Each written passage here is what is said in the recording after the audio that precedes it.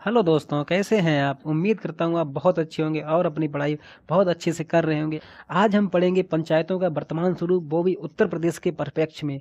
Friends, इसमें ना सभी क्वेश्चन आपको कराएंगे। अगर आप डिटेल देखोगे ना तो ठीक है फ्रेंड्स, 300 के लगभग क्वेश्चन बन जाएंगे और अधिक से अधिक क्वेश्चन कलेक्शन किया और आपको ना फ्रेंड्स यही क्वेश्चन डायरेक्ट एग्जाम में देखने को मिलेंगे फ्रेंड्स।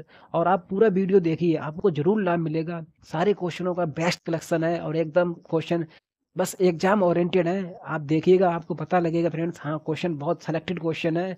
और जो मैंने ऐसा नहीं किया, जो अगर कठिन क्वेश्चन थे तो मैंने उनको जरूर लिया है। और मैंने सारे क्वेश्चन ना सीक्वेंस से लगाए हैं, जिससे क्वेश्चन आपको पढ़ोगे तो उससे अगर आप सही से पढ़ोगे तो नेक्स्ट क्वेश्चन आपका बनता चला जाएगा। इसलिए मैंने सारे क्वेश्चन सीक्वेंस से लगाए हैं फ्रेंड्स। देखिएगा, पूरा वीडियो देखिएगा, आपको वीडियो में ही सारे क्वेश्चन याद हो जाएंगे फ्रेंड्स। अगर आपकी थ्योरी पहले से कंप्लीट है तो आपकी थ्योरी रिवीजन हो जाएगी, और आपकी थ्योरी अगर नहीं कंप्लीट है तो क्वेश्चन के जरिए आपकी थ्योरी पूरी हो जाएगी। तो चलिए फ्रेंड्स, देखते हैं पहला क्वेश्चन। संयुक्त प्रांत पंचायती राज अधिनियम 1947 कब लागू हुआ? फ्रेंड्स, आपको बताना है संयुक्त प्रांत पंचायती राज अधिनियम 1947 कब लागू हुआ। तो ये हुआ था फ्रेंड्स 27 दिसंबर 1947।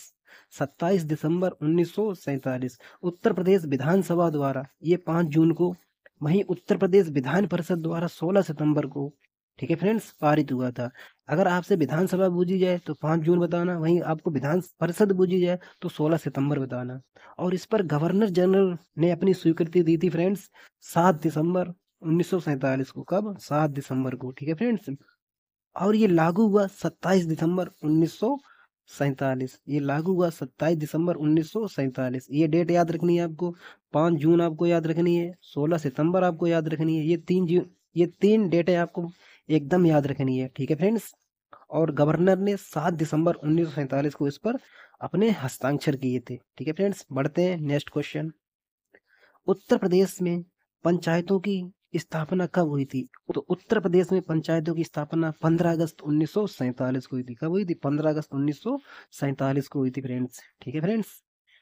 उत्तर प्रदेश में पंचायतों के विकास के प्रथम चरण की समय अवधि क्या है? उत्तर प्रदेश में पंचायतों के विकास के प्रथम चरण की समय अवधि क्या है? तो आपको याद रखनी है 47 से 52, 1947 से 1952 तक। एक बार फिर देखिए दोस्त, उत्तर प्रदेश में पंचायतों की स्थापना 15 अगस्त 1949 को हुई थी। 15 अगस्त 1949 को हुई थी। और उत्तर प्रदेश में पंचायतों के विकास की प्रथम चरण की समय अवधि 1947 से 1952 है, ठीक है फ्रेंड्स। अब बढ़ते हैं आगे। देखिए फ्रेंड्स, भारतीय संविधान का कौन सा अनुच्छेद 243 टा से संबंधित है? भारतीय संविधान का अनुच्छेद 243 टा संबंधित है। ये राज्य निर्वाचन से संबंधित है फ्रेंड्स। किससे संबंधित है? ये राज्य निर्वाचन आयोग से संबंधित है। संविधान का अनुच्छेद 243 टा पंचायतों के लिए राज्य निर्वाचन गठन का प्रावधान करता है, ठीक है फ्रेंड्स। गठन का प्रावधान करता है, ये आपको याद रखनी है, ठीक है फ्रेंड्स। वहीं हम जानेंगे पंचायती राज विकास का द्वितीय चरण बताइए फ्रेंड्स। द्वितीय चरण द्वितीय चरण आपसे पूछा जाए तो 1953 से 54 तक, 1953 से 54 तक। और ये कब तक कब रहा? तो 1953 से 54 से 1959 और 60 तक, 1959 और 60 तक, ये भी याद रखना फ्रेंड्स, ठीक है फ्रेंड्स। तो भारतीय संविधान का अनुच्छेद 243 टा राज्य निर्वाचन आयोग से है। वहीं पंचायती विकास का द्वितीय चरण 1953-54 से लेके 1959-60 तक, ठीक है फ्रेंड्स। अब बढ़ते हैं आगे। उत्तर प्रदेश में गांव सभा व गांव समाज के क्षेत्राधिकार का सम्मेलन कब किया गया था? बताइए फ्रेंड्स, कब किया गया था? ये किया गया था 1955 में, 1955 में। अब देखिए फ्रेंड्स, इससे ही मिलता जुलता नीचे वाला क्वेश्चन है। पंचायत अदालतों का नाम परिवर्तन कर न्याय पंचायत किस वर्ष किया गया था? ये दोनों फ्रेंड्स क्वेश्चन एकदम बहुत इंपॉर्टेंट है। मुझे उम्मीद है इन्हीं में से एक क्वेश्चन आने की पूरी पूरी संभावना है। उत्तर प्रदेश में गांव सभा व गांव समाज के क्षेत्राधिकार का सम्मेलन 1955 में हुआ था फ्रेंड्स। वहीं पंचायत अदालतों का नाम परिवर्तन कर न्याय पंचायत किस वर्ष किया गया था? तो 1955 में, ठीक है फ्रेंड्स। अब बढ़ते हैं आगे। पंचायतों के अंतर्गत गांव को आत्मनिर्भर तथा संपन्न बनाने के उद्देश्य से ग्राम पंचायत क्षेत्रों में कृषि उत्पादन तथा कल्याण उप समितियों का गठन किस वर्ष किया गया था? बताइए फ्रेंड्स किस वर्ष किया गया था? तो 60-61 में। कब किया गया था? 60-61 में। गांव को आत्मनिर्भर तथा संपन्न बनाने के लिए गांव को आत्मनिर्भर तथा संपन्न बनाने के लिए ग्राम पंचायत क्षेत्रों में कृषि उत्पादन तथा कल्याण उप समितियों का गठन 1960-61 में किया गया। 1960-61 में किया गया। तो फ्रेंड्स इसको आप याद रखना, ठीक है दोस्त। आप बढ़ते हैं आगे। इसमें कुछ नहीं है, इसमें बस यही है कि जो गांव को आत्मनिर्भर बनाना है उसके लिए कल्याण समितियों का गठन किस वर्ष किया गया था? 1960-61 में, ठीक है फ्रेंड्स। उत्तर प्रदेश में पंचायतों का तृतीय आम निर्वाचन कब संपन्न हुआ था? तृतीय आम निर्वाचन, तो ये फ्रेंड्स हुआ था 1961-62 में। आपको याद रखना है 1961-62, ठीक है फ्रेंड्स। क्या याद रखना है? 61-62, ठीक। 10 फरवरी 1961 से लेकर 7 फरवरी 1962 के मध्य पंचायतों का तृतीय सामान्य निर्वाचन संपन्न हुआ था, ठीक है फ्रेंड्स। तृतीय सामान्य निर्वाचन संपन्न हुआ था। अब बढ़ते हैं आगे। तृतीय आम चुनाव के बाद प्रदेश में पंचायतों की संख्या कितनी थी? जब तीसरा आम चुनाव हो गया उसके बाद पंचायतों की संख्या कितनी थी? बताइए फ्रेंड्स। तो 72 233 याद रखनी है। तो तृतीय आम चुनाव में तृतीय से भी याद ऐसे याद कर सकते हो। इसके पीछे देखो फ्रेंड्स 3-3 आ रहा है। क्या आ रहा है? 3-3। 2 के बाद क्या आता है? 3 आता है। तो 7-2-2-3-3, ठीक है। तो 72 233 ये थी पंचायतों की संख्या। वहीं अगर आपसे पूछी जाए न्याय पंचायत कितनी थी, तो न्याय पंचायत थी फ्रेंड्स 85-94। कितनी थी? 85-94 याद रखना आपको, ठीक है फ्रेंड्स। 85-94 याद रखनी है आपको।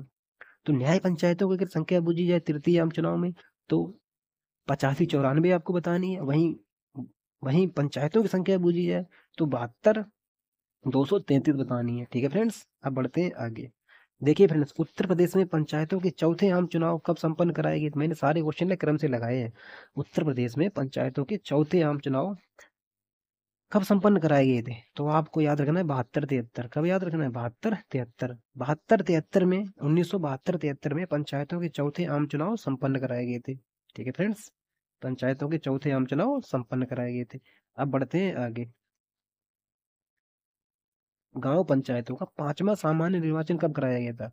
तो ये आपको याद रखना है मार्च 1982 से लेके जुलाई 1982। ये 1982 के अंतर्गत आता है, मार्च और जुलाई, ठीक है फ्रेंड्स। सारे क्वेश्चन मैंने क्रम से लगाए। अगर आपको याद नहीं हो तो इन्हीं को ना थोड़ा रिपीट करके देख लो। इनमें से 1-2 क्वेश्चन आने की पूरी पूरी संभावना लग रही है फ्रेंड्स, ठीक है। तो गांव पंचायतों का 5वां सामान्य निर्वाचन हुआ था 1982 से लेके जुलाई 1982 तक। मार्च 1982 से लेके जुलाई 1982 तक, ठीक है फ्रेंड्स। अब आगे बढ़ते हैं। पंचायती राज अधिनियम में संशोधन कर गांव पंचायतों में महिलाओं के लिए 30% आरक्षण की व्यवस्था किस वर्ष की गई थी? बताइए फ्रेंड्स, महिलाओं के लिए 30% आरक्षण व्यवस्था किस वर्ष की गई थी? तो 1988 में। 1988 में 1988 में 1988 में पंचायती राज अधिनियम में संशोधन के माध्यम से पंचायतों में महिलाओं के लिए 30% आरक्षण की व्यवस्था की गई। कितने? 30% आरक्षण की व्यवस्था की गई, ठीक है फ्रेंड्स। अब बढ़ते हैं आगे। याद रखना 1988। नेक्स्ट,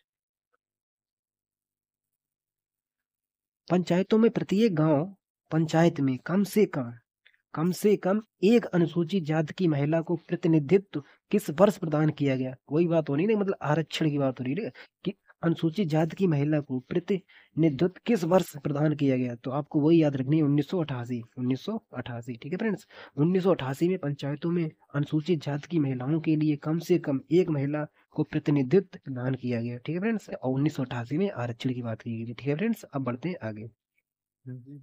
देखिए फ्रेंड्स, पंचायती राज व्यवस्था के अंतर्गत पंचायतों को सशक्त बनाने का अधिकार किसके द्वारा प्रदत्त है?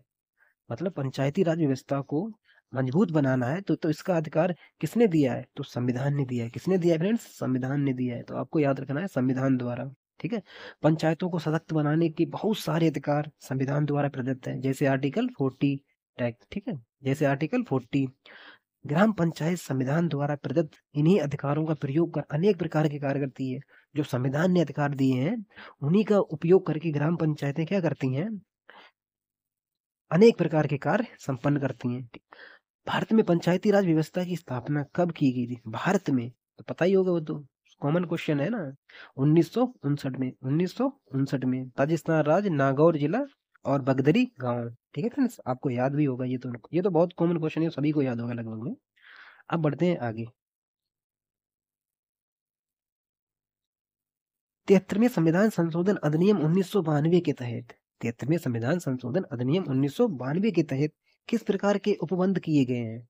बताइए फ्रेंड्स, किस प्रकार के उपबंध किए गए हैं? तो इसमें आदेशात्मक उपबंध भी हैं और स्वविवेकी उपबंध भी हैं, दोनों प्रकार के उपबंध हैं। ठीक है, आदेशात्मक उपबंध क्या होते हैं? जैसे ना कहते हैं कि 5 वर्ष के बाद चुनाव कराना कंपलसरी है, यानी 5 वर्ष के बाद चुनाव कराना अनिवार्य है, तो वो आदेशात्मक है। और 20,000 की जनसंख्या जहाँ नहीं होगी तो वहां मध्यवर्ती का गठन नहीं होगा। आपको पता होगा ये क्वेश्चन शायद, है ना? आगे हम आपको ये क्वेश्चन पढ़ाएंगे भी। तो ये आदेशात्मक है। वहीं स्वविवेकी में क्या आता है? जैसे जो स्वास्थ्य सेवाएं होती हैं और जो जैसे योजनाएं होती हैं, ये सब स्वविवेकी में आता है। और ओबीसी को जो आरक्षण है स्वविवेकी में आता है। ठीक है फ्रेंड्स, ओबीसी को जो आरक्षण है वो भी स्वविवेकी में आता है। तो ये आदेशात्मक और स्वविवेकी दोनों प्रकार के उपबंध किए गए। ठीक है फ्रेंड्स, 73वें संविधान संशोधन 1992 के तहत पंचायतों के संबंध में आदेशात्मक तथा स्वविवेकी दोनों प्रकार के उपबंध किए गए। अब बढ़ते हैं आगे। देखिए फ्रेंड्स, वो क्वेश्चन आ भी गया, अभी डिस्कस किया था। 20 लाख से कम जनसंख्या वाले राज्यों को छोड़कर सभी राज्य एवं संघ शासित क्षेत्रों में मध्यवर्ती स्तर की पंचायतों का गठन वर्णित है। ये क्या है? यही तो आदेशात्मक है। बताया था आपको, ये आदेशात्मक है। चुनाव कराना आदेशात्मक है। ठीक है फ्रेंड्स, 20 लाख से कम जनसंख्या वाले राज्यों को छोड़कर सभी राज्यों एवं संघ शासित क्षेत्रों में मध्यवर्ती स्तर की पंचायतों का गठन किया जाना एक आदेशात्मक उपबंध है। ठीक है फ्रेंड्स, आपको तैयार हो गया होगा। आगे बढ़ते हैं। पंचायतों के सभी स्थान पंचायत क्षेत्र में प्रादेशिक निर्वाचन क्षेत्र में प्रत्यक्ष निर्वाचन द्वारा चुने हुए व्यक्तियों से भरे जाएंगे। ये प्रबंध संविधान के किस अनुच्छेद में है? फ्रेंड्स, अब ना ज्यादातर आर्टिकल ही आएंगे और ये सारे आर्टिकल इंपॉर्टेंस हैं। और थोड़ा थोड़ा धैर्य रखिएगा, क्योंकि आर्टिकल थोड़े अजीब टाइप के हैं। आपको ऐसा लगेगा यार ये कैसे याद करें, थोड़ा एक दो बार यहीं पर रिपीट करके देख लीजिए फ्रेंड्स, आपको याद हो जाएंगे। क्योंकि अगर इनमें से आर्टिकल आ गया ना तो अच्छे अच्छे लोग खेल जाएंगे। ठीक है फ्रेंड्स, इसमें क्या है कि संविधान के अनुच्छेद 243 गा के 2 में 243 गा के 2 में किसी पंचायत के सभी स्थान पंचायत क्षेत्र में प्रादेशिक निर्वाचन क्षेत्र से प्रत्यक्ष निर्वाचन द्वारा चुने हुए व्यक्तियों से भरे जाएंगे। आगे देखते हैं फ्रेंड्स।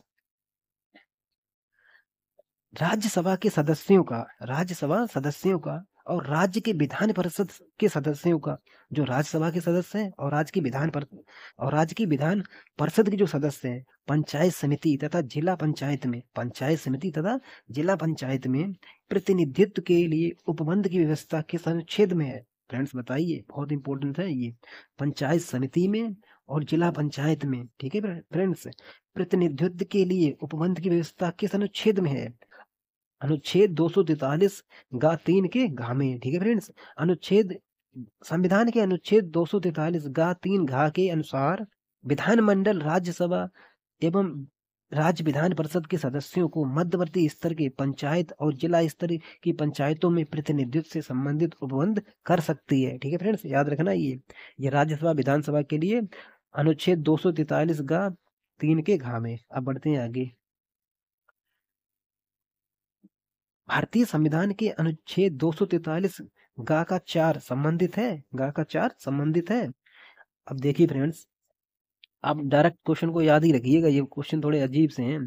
पंचायत के अध्यक्ष और सदस्य का पंचायतों के अधिवेशन में मत देने का अधिकार, ये अनुच्छेद 243 गा के 4 में किया गया। ठीक है फ्रेंड्स, संविधान के अनुच्छेद 243 गा के 4 में पंचायतों के अध्यक्ष व सदस्यों का पंचायतों के अधिवेशन में मत देने का अधिकार वर्णित है। ठीक है फ्रेंड्स, नेक्स्ट। मध्यवर्ती स्तर या जिला स्तर के किसी पंचायत के निर्वाचन संबंधी प्रावधान वर्णित हैं? बताइए फ्रेंड्स, मध्यवर्ती स्तर या जिला स्तर के किसी पंचायत के निर्वाचन संबंधी प्रावधान वर्णित हैं? तो अनुच्छेद 243 गा के 5 के खामे 243 गा के 5 के खामे भारतीय संविधान के अनुच्छेद 243 गा 5 खामे ये प्रावधान है कि मध्यवर्ती स्तर या जिला स्तर पर किसी पंचायत के अध्यक्ष का निर्वाचन उसके निर्वाचित सदस्यों द्वारा अपने में से किया जाता है। तो याद रखना फ्रेंड्स, मध्यवर्ती स्तर और जिला स्तर, अनुच्छेद 243 गा के 5 के खामे। ठीक है फ्रेंड्स, ये बहुत इंपॉर्टेंट क्वेश्चन है। अब बढ़ते हैं आगे। संविधान के किस अनुच्छेद में यह प्रावधान किया गया है कि प्रादेशिक क्षेत्र की जनसंख्या का ऐसी निर्वाचन द्वारा भरे जाने वाले स्थानों की संख्या में अनुपात समस्त राज्य में समान रहेगा? अनुपात समस्त राज्य में समान रहेगा, बताइए फ्रेंड्स। तो अनुच्छेद 243 गा के एक में दो के फ्रेंड्स समस्त राज्यों में एक ही रहेगा। तो यहाँ पे बात हो रही है जो प्रादेशिक क्षेत्र की जनसंख्या का ऐसी निर्वाचन द्वारा भरे जाने वाले स्थानों की जनसंख्या से अनुपात की, जो कि समान रहेगा सभी राज्यों में। ठीक है फ्रेंड्स, तो इसको याद रखना 243 गा के एक में। अब बढ़ते हैं आगे। देखिए फ्रेंड्स, दो एक बार तो मैं खुद ही रिपीट कर रहा हूँ, इसलिए जो आपको याद हो जाए। और आपको नहीं, अगर आपको याद नहीं हो रहे हैं तो आप खुद भी एक दो बार और रिपीट करिएगा, तो 5-6 बार में ना आपको पक्का याद हो जाएंगे। क्योंकि 5-6 बार आपको नहीं करना पड़ेगा, आप 2 ही 3 बार देखोगे, अगर हो वो 5-6 बार जाए, क्योंकि मैं खुद ही 2 बार 3 बार रिपीट कर रहा हूँ। नेक्स्ट, भारतीय संविधान का कौन सा अनुच्छेद ग्राम स्तर के पंचायतों के अध्यक्ष का मध्यवर्ती स्तर तथा जिला स्तर पर पंचायतों में प्रतिनिधित्व का प्रावधान है? बताइए फ्रेंड्स। अनुच्छेद 243 गा के 3 के कामी। बताओ, यहाँ तक चले जाते हैं, कितने मतलब डीप जा रहा है क्वेश्चन। ठीक है फ्रेंड्स, 243 गा के 3 के कामी। भारतीय संविधान का कौन सा अनुच्छेद ग्राम स्तर की पंचायतों के अध्यक्षों का मध्यवर्ती स्तर जिला स्तर पर पंचायतों में प्रतिनिधित्व का प्रावधान करता है? प्रतिनिधित्व का प्रावधान करता है। तो अनुच्छेद 243 गा के 3 के कामी। ठीक है फ्रेंड्स, देखिए फ्रेंड्स, अनुच्छेद 243 गा के 3 के कामी 3 के का के तहत विधानमंडल विधि ग्राम स्तर पंचायतों के अध्यक्षों तथा मध्यवर्ती स्तर पर जिला पंचायतों के प्रतिनिधित्व का प्रावधान कर सकती है। ठीक है फ्रेंड्स, याद रखना। अब थोड़ी राहत मिली क्योंकि अब अनुच्छेद खत्म हो गए। अब फ्रेंड्स एक काम करिए, इनको ना एक दो बार आप देखिएगा, सारे अनुच्छेद याद हो जाएंगे। अगर एग्जामिनर की अगर थोड़ी भी सटक गई ना, तो वो ऐसे अगर उसने ये वाले अगर अनुच्छेद डाल दिए, तो फ्रेंड्स बहुत से लोग ना लौट जाएंगे। ये अनुच्छेद तो बहुत, जिसको डायरेक्ट याद होंगे ना वही कर पाएगा, क्योंकि सारे मिलते जुलते हैं। उसमें का के 3 में खा में थोड़ा कितना डीप गया, उसके 3 के का खा गा 1 2 ऐसी बातें कर रहा है। ठीक है, इस तरह के अनुच्छेद सेट किए गए हैं। तो इससे क्या होता है, इससे अगर जब व्यक्ति को कंप्लीट याद नहीं होगा ना, तो वो तब तक कर ही नहीं पाएगा। इसलिए आप इसको 2-3 बार देखिए, तुरंत आपको याद हो जाएंगे। क्योंकि इनको याद करके जाना, अगर भाई दबी या क्वेश्चन अगर बन गया तो फिर क्या करोगे आप? ठीक है फ्रेंड्स, देखते हैं नेक्स्ट क्वेश्चन। किसी व्यक्ति के पंचायत का सदस्य चुने जाने के लिए किसी व्यक्ति के पंचायत का सदस्य चुने जाने के लिए सदस्य होने के लिए निहरता संबंधी विवाद का अब निश्चय कौन कर सकता है? बताइए फ्रेंड्स, अब निश्चय कौन कर सकता है? अगर कोई निहरता मतलब उसकी योग्यता संबंधी कोई विवाद है, तो इसका निश्चय कौन कर सकता है? तो विधानमंडल द्वारा नियत प्राधिकारी। भारतीय संविधान के अनुच्छेद 243 चार 2 के अनुसार किसी व्यक्ति के पंचायत सदस्य चुने जाने के लिए और सदस्य होने के लिए निहरता संबंधी विवाद का विनिश्चय विधानमंडल द्वारा नियत प्राधिकारी द्वारा किया जाता है। ठीक है फ्रेंड्स, अब बढ़ते हैं आगे।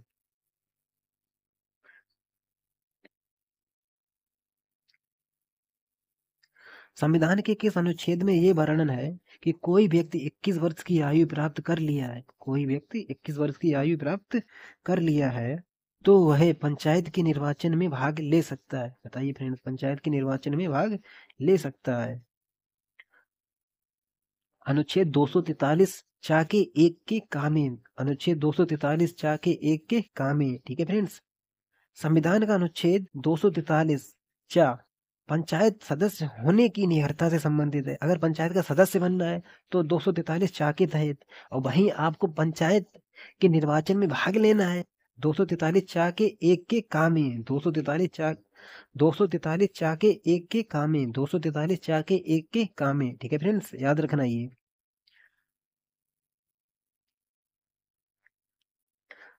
पंचायत चुनाव में मतदाता सूची में एक प्रति की प्राप्ति का शुल्क कितना होता है? बताइए फ्रेंड्स, एक प्रति की प्राप्ति का शुल्क कितना होता है? निदेशक द्वारा निर्धारित कीमत, जो निदेशक होता है ना उसके द्वारा निर्धारित की जाती है, इसकी कीमत क्या होगी? ग्राम पंचायत में, देखिए फ्रेंड्स, ग्राम पंचायत में मतदाता सूची में एक प्रति पंजीयन अधिकारी द्वारा प्रमाणित कर अपने कार्यालय में रखी जाती है। कोई भी व्यक्ति इन दस्तावेजों का निशुल्क परीक्षण कर सकता है और शुल्क भुगतान कर उसकी छाया प्रति छाया प्रति प्राप्त कर सकता है, मतलब उसकी फोटो कॉपी आपको मिल जाएगी, आपको उसके लिए शुल्क देना पड़ेगा। और इसके शुल्क का निर्धारण निदेशक द्वारा किया जाता है। ठीक है फ्रेंड्स, इसके शुल्क का निर्धारण निदेशक द्वारा किया जाता है। देखते हैं friends next question. Uttar Pradesh ग्राम पंचायत कानून एवं इससे संबंधित नियमों के तहत ग्राम पंचायत प्रति वर्ष पूर्व वित्तीय वर्ष के अपने कार्यों की प्रगति रिपोर्ट तक जमा करना निर्धारित है। तो 15 अप्रैल फ्रेंड्स, 15 अप्रैल। ठीक है, ग्राम पंचायतों का ये दायित्व है कि वे पूर्व वित्तीय वर्ष के अपने कार्य वार्षिक रिपोर्ट प्रगति 15 अप्रैल से पहले निर्धारित अधिकारी के पास जमा कर दें। नेक्स्ट फ्रेंड्स, ग्राम पंचायत के संदर्भ में असत्य कथन बताइए। इसमें असत्य कथन बताना है। ठीक है फ्रेंड्स, जैसे पंचायत संवैधानिक होती हैं, बिल्कुल सही है। 73वें संविधान द्वारा इन्हें संवैधानिक दर्जा दिया गया, ये भी ठीक है। पंचायतें सूचना के अधिकार अधिनियम 2005 के तहत नहीं आती, यही गलत है, आती हैं फ्रेंड्स। ठीक है, पंचायतों को अनुदान केंद्रीय वित्त आयोग की सिफारिशों पर केंद्र सरकार द्वारा दिया जाता है, ये भी ठीक है। ठीक है फ्रेंड्स, तो इसमें गलत क्या था कि पंचायतें सूचना के अधिकार अधिनियम 2005 के तहत नहीं आती, यही गलत है, आती हैं फ्रेंड्स। ठीक है, अब बढ़ते हैं आगे।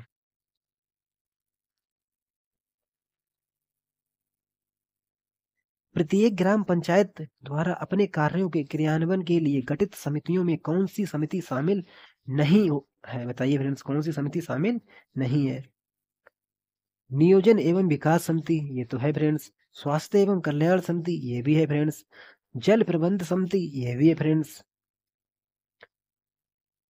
और परिवहन समिति, यहाँ परिवहन का कोई कार्य नहीं। ठीक है फ्रेंड्स, परिवहन समिति ये नहीं है।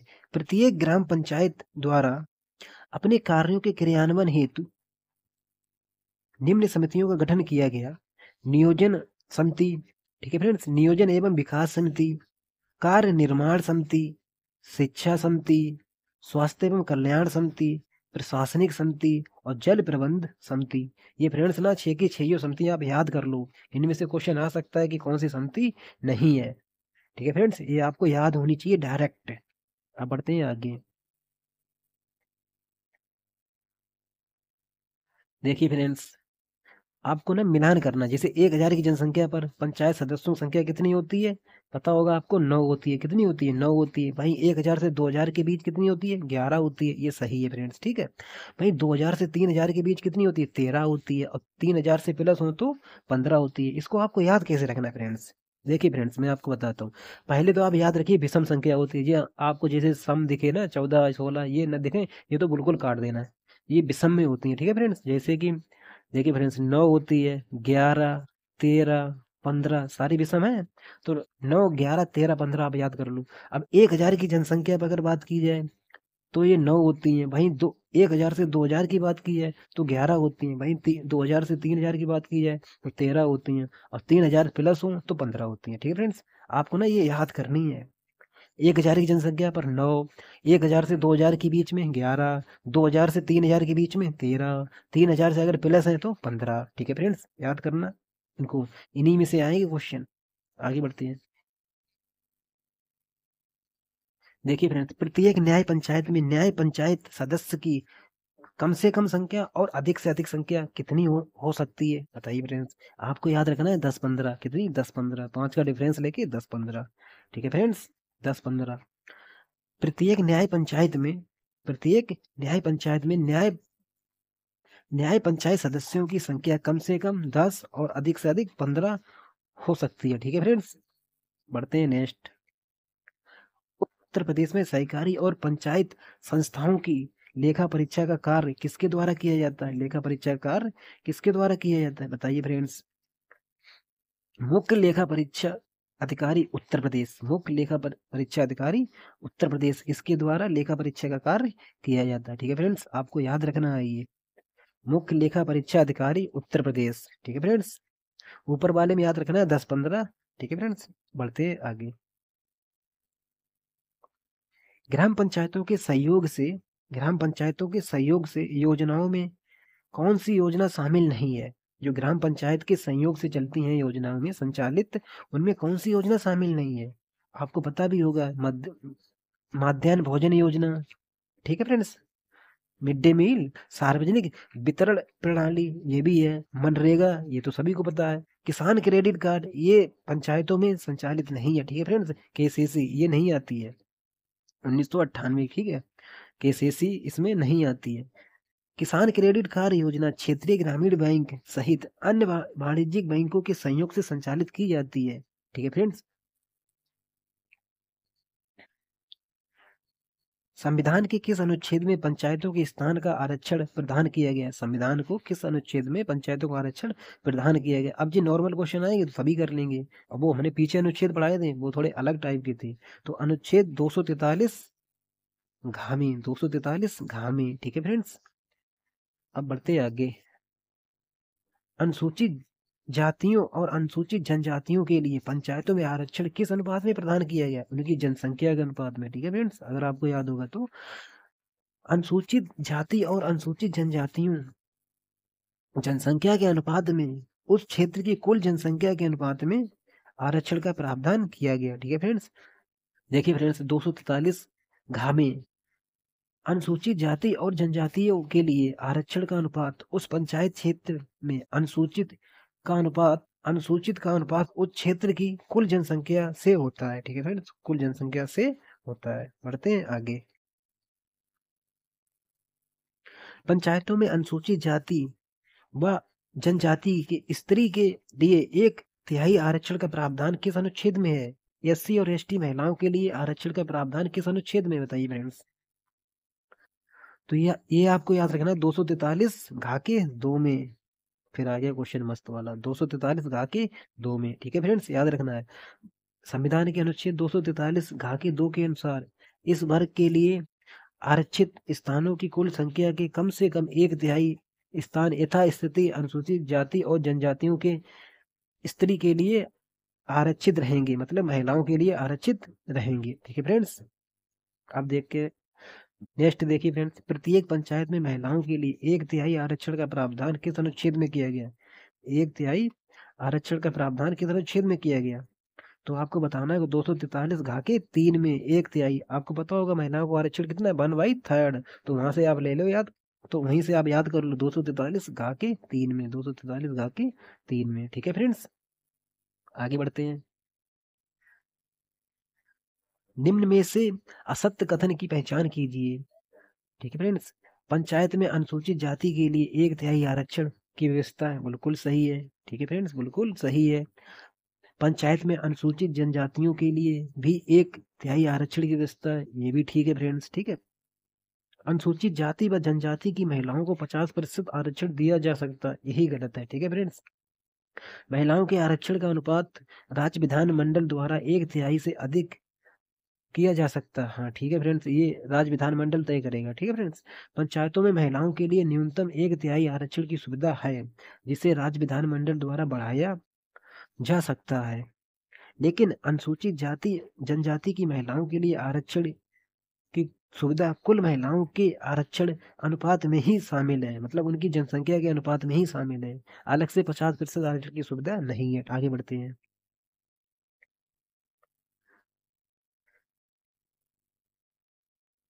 पंचायतों में अन्य पिछड़ा वर्ग के लिए दिए जाने वाला आरक्षण राज्य के किस उपबंध के तहत आता है? ये शुभ वे की है, हमने आपको पीछे भी बताया था, ये शुभ वे की है। पंचायतों में ओबीसी के लिए आरक्षण का प्रावधान राज्य विधानमंडल द्वारा तय किया जाएगा। भारतीय संविधान के किस अनुच्छेद में अन्य पिछड़ा वर्ग के लिए आरक्षण की सुविधा की गई है? 243 घा के 6 में, 243 घा के 6 में, आपको ये याद रखनी है, 243 घा के 6 में, ठीक है। से 243 घा के 6 में किसी राज्य विधानमंडल को अन्य पिछड़े वर्ग के नागरिकों को पंचायत में आरक्षण देने का प्रावधान किया गया, ठीक है फ्रेंड्स, प्रावधान किया गया। अब बढ़ते हैं आगे। पंचायतों के अध्यक्ष पद हेतु आरक्षण संबंधी विधि बनाए जाने का अधिकार किसके पास है? बताइए फ्रेंड्स, राज्य विधान मंडल को है, राज्य विधान मंडल को है। अब देखिए फ्रेंड, यहाँ पे अध्यक्ष पद की बात की जा रही है, भारतीय संविधान के अनुच्छेद 243 घा के 4 में, ठीक है, 243 घा के 4 के अनुसार ग्राम या अन्य स्तर पर पंचायतों में अध्यक्ष के पद हेतु अनुसूचित जाति जनजाति और स्त्रियों के लिए पंचायत में और स्त्रियों के लिए पंचायत में आरक्षण के संबंध में राज्य विधानमंडल द्वारा विधि विधि बना सकती है, राज्य विधानमंडल विधि बना सकती है। ठीक है फ्रेंड्स। अब देखिए फ्रेंड्स नेक्स्ट, पंचायतों के तीनों स्तर पर अध्यक्ष पद के लिए महिलाओं हेतु प्रतिशत आरक्षित कितने प्रतिशत पद आरक्षित किए गए? तो आपको याद रखना है 1/3। कितने फ्रेंड्स? 1/3। ठीक है फ्रेंड्स। संविधान के अनुच्छेद 243 घ के 4 के अंतर्गत पंचायत अध्यक्षों के 1/3 पद महिलाओं के लिए आरक्षित रहेंगे। ठीक है फ्रेंड्स, 1/3 पद महिलाओं के लिए आरक्षित रहेंगे, याद रखना फ्रेंड्स। पंचायतों में महिला आरक्षण की समय सीमा कितनी है, कितनी हो सकती है? पंचायतों में महिला आरक्षण की सीमा अधिकतम कितनी हो सकती है फ्रेंड्स? तो इसकी कोई समय सीमा नहीं है। ठीक है फ्रेंड्स। भारतीय संविधान के अनुच्छेद 243 घ में पंचायतों में आरक्षण का प्रावधान है। अनुच्छेद 243 घ के 3 के अनुसार पंचायतों में न्यूनतम 1/3 स्थान महिलाओं के लिए आरक्षित है। न्यूनतम 1/3 स्थान महिलाओं के लिए आरक्षित है। अनिवार्य है, पंचायतों में महिला आरक्षण की अधिकतम सीमा निर्धारित नहीं है। देश के कई राज्यों ने 50% या उससे अधिक महिलाओं के लिए पद आरक्षित किए हैं। ठीक है फ्रेंड्स। तो महिलाओं के लिए आरक्षण की अधिकतम सीमा कोई नहीं है। ठीक है फ्रेंड्स। अब देखते हैं नेक्स्ट, पंचायतों में महिला आरक्षण की 50%, पंचायतों में महिलाओं के लिए 50% प्रदान करने वाला प्रथम राज्य बताइए फ्रेंड्स? ये है बिहार, ये है बिहार। और ये फ्रेंड्स आपको इसकी डेट भी याद रखनी है, 2006, 2006। ठीक है, 2006 में बिहार द्वारा पंचायतों में महिलाओं को 50% आरक्षण प्रदान किया गया और ऐसा करने वाला पहला राज्य है। ठीक है फ्रेंड्स। अब बढ़ते हैं आगे।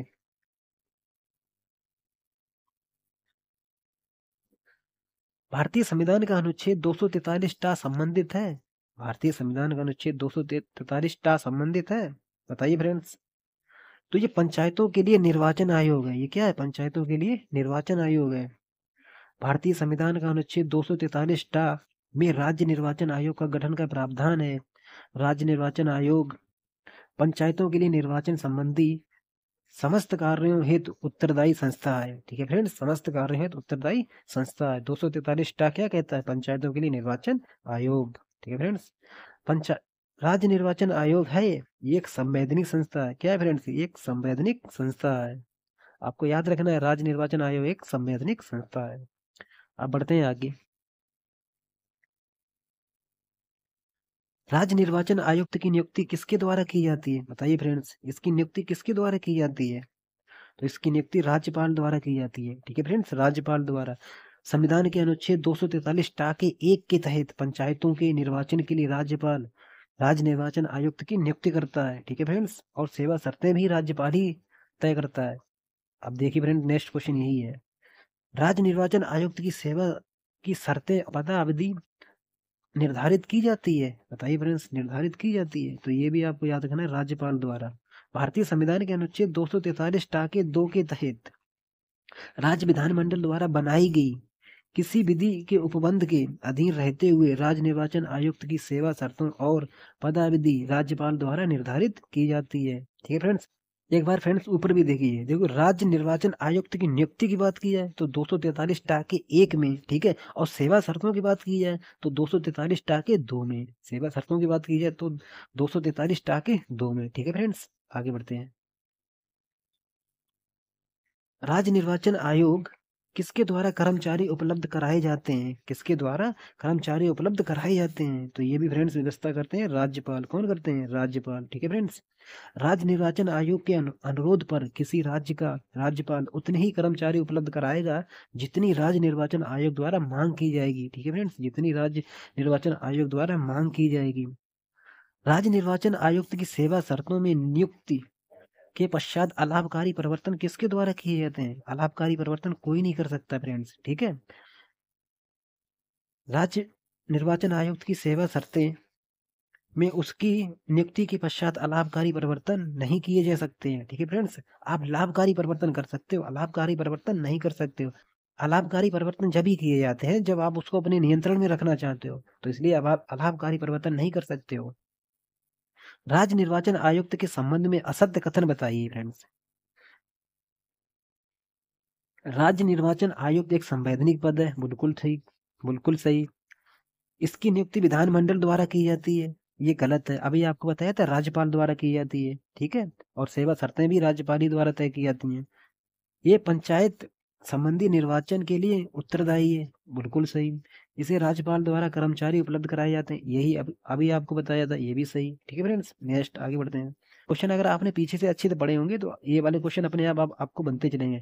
मैंने फ्रेंड्स सारे क्वेश्चन है क्रम से लगाए हैं, आप जरा ध्यान से देखिएगा तो आपको सारे क्वेश्चन क्रम बाई क्रम याद होते जाएंगे। ठीक है फ्रेंड्स, राज्य निर्वाचन आयुक्त के संबंध में सत्य कथन बताइए। अब आपको सत्य कथन बताना है फ्रेंड्स। देखिए फ्रेंड्स, राज्य निर्वाचन आयुक्त की नियुक्ति मुख्यमंत्री द्वारा की जाती है, गलत। अभी बताया था मैंने, राज्यपाल द्वारा की जाती है।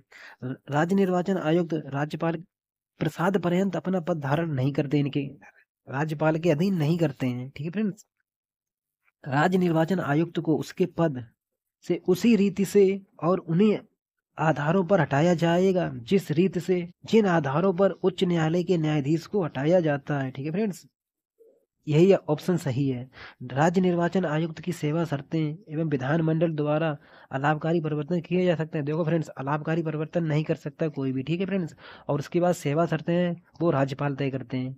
ये देखो फ्रेंड्स, सारे ऑप्शन आपके समझ में आ रहे होंगे। अगर सही से आपने पीछे क्वेश्चन देखे होंगे तो आपके ये सारे क्वेश्चन आप बिल्कुल थ्योरेटिकल क्वेश्चन आपके दिमाग में बैठ रहे होंगे। ठीक है फ्रेंड्स, अब बढ़ते हैं आगे। संविधान के अनुच्छेद 243 घ कि कोई बात अनुसूचित जाति के आरक्षण के संबंध में निम्नलिखित में से किस राज्य में लागू नहीं होगी। तो ये आपको बतानी है अरुणाचल प्रदेश में। ठीक है फ्रेंड्स, अरुणाचल प्रदेश में अनुसूचित जातियों के लिए स्थानों के आरक्षण से संबंधित अनुच्छेद 243 की कोई भी बात अरुणाचल प्रदेश में लागू नहीं होगी। ठीक है फ्रेंड्स, अरुणाचल प्रदेश में लागू नहीं होगी। नेक्स्ट, संविधान का अनुच्छेद 243 ढा संबंधित है, बताइए फ्रेंड्स। पंचायत संबंधित भाग का कतिपय क्षेत्रों में लागू न होना। ठीक है फ्रेंड्स, पंचायत संबंधित भाग का कतिपय क्षेत्रों में लागू न होना। कौन कौन से क्षेत्र हैं फ्रेंड्स, देखिए कुछ राज्य हैं, आप उनके नाम याद रखने हैं आपको। नागालैंड में लागू नहीं होंगे, मेघालय में लागू नहीं होंगे, मिजोरम में लागू नहीं होंगे, मणिपुर में लागू नहीं होंगे। इनके पर्वतीय क्षेत्र और पश्चिम बंगाल का दार्जिलिंग क्षेत्र और पर्वतीय क्षेत्र भी शामिल है। फ्रेंड्स, तो ये आपको राज्य भी याद रखने हैं, नागालैंड, मेघालय, मिजोरम, मणिपुर, ठीक है, और पश्चिम बंगाल का दार्जिलिंग क्षेत्र। ये आपको नाम भी याद रखने फ्रेंड्स। ठीक है, अब बढ़ते हैं आगे। देखिए फ्रेंड्स, पंचायत का चुनाव राज्य निर्वाचन आयोग द्वारा कब से कराया जा रहा है। तो आपको पहचान लेना है, मतलब 1995 से, ये पहचान लेना है 1995 से। ठीक है फ्रेंड्स, पंचायतों का चुनाव राज्य निर्वाचन आयोग द्वारा 1995 से कराया जा रहा है। नेक्स्ट, पंचायत चुनाव संपन्न कराने के लिए मुख्य निर्वाचन अधिकारी की नियुक्ति की जाती है। मुख्य निर्वाचन अधिकारी की नियुक्ति कौन करता है फ्रेंड्स, मुख्य निर्वाचन की बात हो तो ये राज्य सरकार द्वारा की जाती है फ्रेंड्स, राज्य सरकार द्वारा। ठीक है, पंचायत चुनाव के संचालन का पर्यवेक्षण कौन करता है। देखिए फ्रेंड्स, पंचायत चुनाव के संचालन का पर्यवेक्षण कौन करता है, तो ये करता है जिला अधिकारी। कौन करता है, जिला अधिकारी। राज्य निर्वाचन आयोग के पर्यवेक्षण और नियंत्रण के अधीन रहते हुए जिला मजिस्ट्रेट जिले में निर्वाचन के संचालन का पर्यवेक्षण करता है। ठीक है फ्रेंड्स, जिले में निर्वाचन के संचालन का पर्यवेक्षण करता है। नेक्स्ट देखिए फ्रेंड्स, निर्वाचन अधिकारी बोले तो रिटर्निंग ऑफिसर, निर्वाचन अधिकारी रिटर्निंग ऑफिसर की नियुक्ति की जाती है। बताइए फ्रेंड्स, ये की जाती है जिलाधिकारी द्वारा, ये की जाती है जिलाधिकारी द्वारा। अब एक बार देखिए, मुख्य निर्वाचन अधिकारी की नियुक्ति कौन करता है, राज्य सरकार करती है। ठीक है फ्रेंड्स, भाई निर्वाचन अधिकारी की नियुक्ति कौन करता है, तो जिलाधिकारी करता है फ्रेंड्स। ठीक है, तो जिलाधिकारी करता है फ्रेंड्स। प्रत्येक पंचायत क्षेत्र के लिए जिला मजिस्ट्रेट एक निर्वाचन अधिकारी रिटर्निंग ऑफिसर नियुक्त करेगा जो राज्य सरकार का अधिकारी होगा। ठीक है फ्रेंड्स, आगे देखते जाइए फ्रेंड्स, सारे याद हो जाएंगे क्योंकि कई बार क्वेश्चन यही आ रहे हैं। अब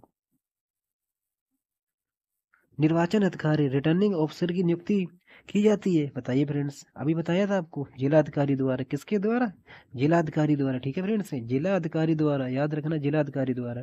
प्रत्येक पंचायत क्षेत्र के लिए जिला मजिस्ट्रेट एक निर्वाचन अधिकारी रिटर्निंग ऑफिसर नियुक्त करेगा जो राज्य सरकार का अधिकारी होगा। ये अब पढ़ चुके हैं फ्रेंड्स। ठीक है, अब नेक्स्ट देखिए, सहायक निर्वाचन अधिकारी की नियुक्ति कौन करता है? सहायक निर्वाचन अधिकारी नियुक्त कौन करेगा? ये भी फ्रेंड्स जिलाधिकारी करेगा। सहायक निर्वाचन अधिकारी की नियुक्त कौन करता है? ये भी जिलाधिकारी करता है। निर्वाचन अधिकारी की सहायता के लिए एक सहायक निर्वाचन अधिकारी की नियुक्ति करता है कौन? जिलाधिकारी। ठीक है फ्रेंड्स, अब आगे बढ़ते हैं। पंचायत चुनाव के लिए मतदान स्थल का निर्धारण कौन करता है? पंचायत चुनाव के लिए मतदान स्थल का निर्धारण कौन करता है? बताइए फ्रेंड्स। तो निर्वाचन अधिकारी करता है। कौन करता है? निर्वाचन अधिकारी करता है। निर्वाचन अधिकारी रिटर्निंग ऑफिसर जिला मजिस्ट्रेट की पूर्व अनुमति से, जिला मजिस्ट्रेट की पूर्व अनुमति से प्रत्येक निर्वाचन क्षेत्र के लिए एक मतदान स्थल निर्दिष्ट करता है। ठीक है फ्रेंड्स, अनुमति किसकी लेता है? जिलाधिकारी की। और मतदान स्थल का निर्धारण कौन करता है? आपको बताना होगा, निर्वाचन अधिकारी। ठीक है फ्रेंड्स, आगे बढ़ते हैं। ये फ्रेंड्स क्वेश्चन आप कई बार देखिए फ्रेंड्स, तभी याद होंगे, क्योंकि इनसे क्वेश्चन आने की संभावना बहुत ज्यादा है। अब आप देखिए एक नजर में इसमें कौन सा सही सम्मिलित है। अब आपको याद भी हो गए होंगे कई। देखो, मुख्य निर्वाचन अधिकारी की नियुक्ति राज्य सरकार करती है, एकदम सही है। ये पहला ही क्वेश्चन था, अब यहाँ पर भी पहले ही आ गया कि मुख्य निर्वाचन अधिकारी की नियुक्ति राज्य सरकार करता है। रिटर्निंग ऑफिसर की नियुक्ति राज्य निर्वाचन आयोग करता है, बिल्कुल गलत, आपको बताया था जिलाधिकारी करता है। कौन करता है? जिलाधिकारी करता है। सहायक निर्वाचन अधिकारी, ये भी जिलाधिकारी करता है। ठीक है फ्रेंड, और मतदान अधिकारी की नियुक्ति कौन करता है? ये रिटर्निंग ऑफिसर करता है, मतलब ये निर्वाचन अधिकारी करता है। अब एक नजर, अब देखिए फ्रेंड्स, देखिए मुख्य निर्वाचन अधिकारी अगर पूछा जाए तो राज्य सरकार करती है, और निर्वाचन अधिकारी जिसे रिटर्निंग ऑफिसर कहते हैं तो उसकी नियुक्ति जिलाधिकारी करता है, और सहायक निर्वाचन अधिकारी की भी नियुक्ति जिलाधिकारी करता है। वहीं मतदान अधिकारी की नियुक्ति अब निर्वाचन अधिकारी करता है फ्रेंड्स। ठीक है, रिटर्निंग ऑफिसर जिसे बोलते हैं, तो मतदान अधिकारी की नियुक्ति रिटर्निंग ऑफिसर यानी कि निर्वाचन अधिकारी करता है। ठीक है फ्रेंड्स, अब बढ़ते हैं आगे। ये फ्रेंड्स सारे याद कर लेना, आपको क्वेश्चन इसी इसमें से देखने को मिलेगा। पंचायत चुनाव के दौरान पीठासीन अधिकारी की नियुक्ति कौन करता है? देखिए फ्रेंड्स, पीठासीन अधिकारी की नियुक्ति कौन करता है? पीठासीन अधिकारी की नियुक्ति कौन करता है? तो ये करता है निर्वाचन अधिकारी। कौन करता है? निर्वाचन अधिकारी करता है। निर्वाचन अधिकारी प्रत्येक मतदान स्थल के लिए एक मतदान अध्यक्ष यानी पीठासीन अधिकारी नियुक्त करेगा। एक ही व्यक्ति एक से अधिक मतदान स्थल के लिए पीठासीन अधिकारी नियुक्त किया जा सकता है, मतलब वो एक से अधिक मतदान स्थल के लिए पीठासीन अधिकारी नियुक्त किया जा सकता है। ठीक है फ्रेंड्स, नेक्स्ट देखिए फ्रेंड्स, यदि मतदान अध्यक्ष किसी कारणवश मतदान स्थल से अनुपस्थित हो, जो मतदान अध्यक्ष है, अगर अध्यक्ष अनुपस्थित हो तो कौन आएगा? अधिकारी आएगा। याद रखना, अध्यक्ष को अधिकारी से रिप्लेस करना आप। ठीक है, यदि मतदान अध्यक्ष किसी कारणवश मतदान स्थल से अनुपस्थित हो तो उसके कृत्यों का संपादन कौन करेगा? बताइए फ्रेंड्स। तो करेगा मतदान अधिकारी। अब आ जाएगा मतदान अधिकारी। ठीक है फ्रेंड्स, मतदान अध्यक्ष नहीं है तो अधिकारी आएगा। अब बढ़ते हैं आगे। मतदान अधिकारी किसके द्वारा नियुक्त किया जाता है? रिटर्निंग ऑफिसर द्वारा। किसके द्वारा? रिटर्निंग ऑफिसर द्वारा। रिटर्निंग ऑफिसर द्वारा प्रत्येक मतदान स्थल के लिए मतदान अधिकारियों की आवश्यकता अनुसार नियुक्ति की जाती है। बढ़ते हैं आगे। अब इनको ना एक क्रम में लगाना, इतने सारे पढ़े हैं, अब इनको एक क्रम में लगाना है फ्रेंड्स। ये सभी जो जो भी पढ़े हैं अभी इनको एक क्रम में लगाना है। देखिए फ्रेंड्स, पंचायत चुनाव में नियुक्त अधिकारियों का सही वरिष्ठतम क्रम बताइए। निर्वाचन अधिकारी के बाद कौन आएगा? सहायक निर्वाचन अधिकारी। और फिर उसके बाद कौन आएगा? पीठासीन अधिकारी। और पीठासीन अधिकारी के बाद कौन आएगा? मतदान अधिकारी। ठीक है फ्रेंड्स, आपको याद रखना, निर्वाचन अधिकारी, फिर सहायक निर्वाचन अधिकारी, फिर पीठासीन अधिकारी, फिर मतदान अधिकारी। ठीक है फ्रेंड्स, यही क्रम आपको याद करना है। देखिए फ्रेंड्स, निर्वाचन अधिकारी, सहायक निर्वाचन अधिकारी, पीठासीन अधिकारी, मतदान अधिकारी। ठीक है फ्रेंड्स, पढ़ते हैं आगे। मतगणना को शांतिपूर्ण संपन्न कराने का दायित्व किसका है? मतगणना को शांतिपूर्ण संपन्न कराने का दायित्व किसका है? बताइए फ्रेंड्स। ये है रिटर्निंग ऑफिसर का। किसका है? निर्वाचन अधिकारी, रिटर्निंग ऑफिसर का ये दायित्व है कि मतगणना को शांतिपूर्ण और सुचारू रूप से संपन्न कराने हेतु पर्याप्त व कड़ी सुरक्षा की व्यवस्था रखे। ठीक है फ्रेंड्स, नेक्स्ट देखिए फ्रेंड्स, मतगणना के दौरान सुरक्षा व्यवस्था का आकलन और निर्धारण किसके द्वारा किया जा सकता है? जो मतगणना होती है फ्रेंड्स, उसके दौरान सुरक्षा व्यवस्था का आकलन और निर्धारण किसके द्वारा किया जाता है? बताइए फ्रेंड्स। तो ये किया जाता है जिला पुलिस प्रमुख के परामर्श से जिला निर्वाचन अधिकारी द्वारा। ठीक है फ्रेंड्स, आगे बढ़ते हैं। नेक्स्ट, मतगणना के संबंध में सामान्य प्रक्रिया क्रमशः अपनाई जाती है। पहले पहले क्या होता है, मतलब पहले पहले मतलब क्रम से बताना है आपको। तो सबसे पहले आएगा नंबर, मत पेटियों की जांच की जाए, जो मत पेटियां हैं उनकी जांच करो, ठीक है। उम्मीदवार द्वारा मत पेटियों का निरीक्षण, जो भी उम्मीदवार हैं वो मत पेटियों का निरीक्षण करेंगे, ये दूसरी कंडीशन। तीसरी नंबर आएगा, मत पेटियों में गड़बड़ी, अगर कोई गड़बड़ी तो नहीं है तो इसकी जांच होगी, ठीक है फ्रेंड्स। फिर उसके बाद में गड़बड़ी के संबंध में टिप्पणी, फिर बाद में टीका टिप्पणी होगी, अगर कोई गड़बड़ी हुई तो उसके बाद में टिप्पणी। फिर मतगणना की गोपनीयता, जो मतगणना है उसकी गोपनीयता। तो यही होती है एक क्रम, आपको ये क्रम भी याद रखना है कि सबसे पहले पेटियों की जांच करना, फिर जो उम्मीदवार हैं मत पेटियों का निरीक्षण करेंगे, फिर मत पेटियों में जो गड़बड़ी है उसके देखेंगे, फिर गड़बड़ी के संबंध में टिप्पणी होगी, और फिर जो मतगणना की गोपनीयता होगी, मतगणना की गोपनीयता होगी फ्रेंड्स, ठीक है फ्रेंड्स।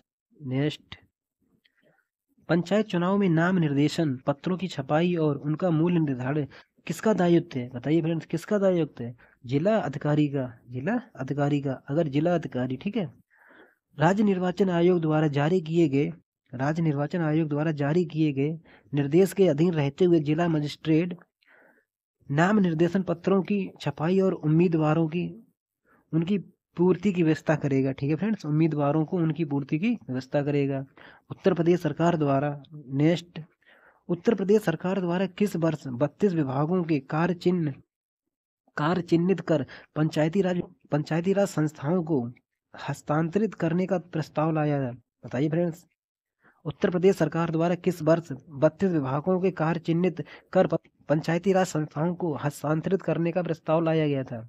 तो ये आया था 1997 को। कब आया था? 1997 को। ऐसे क्वेश्चन एक दो याद रखना फ्रेंड्स, ये आएंगे।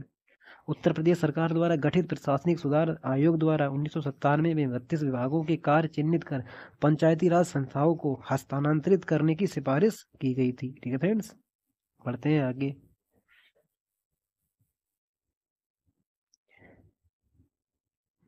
ग्राम सभा के संबंध में आपको गलत कथन बताना है, ठीक है फ्रेंड्स।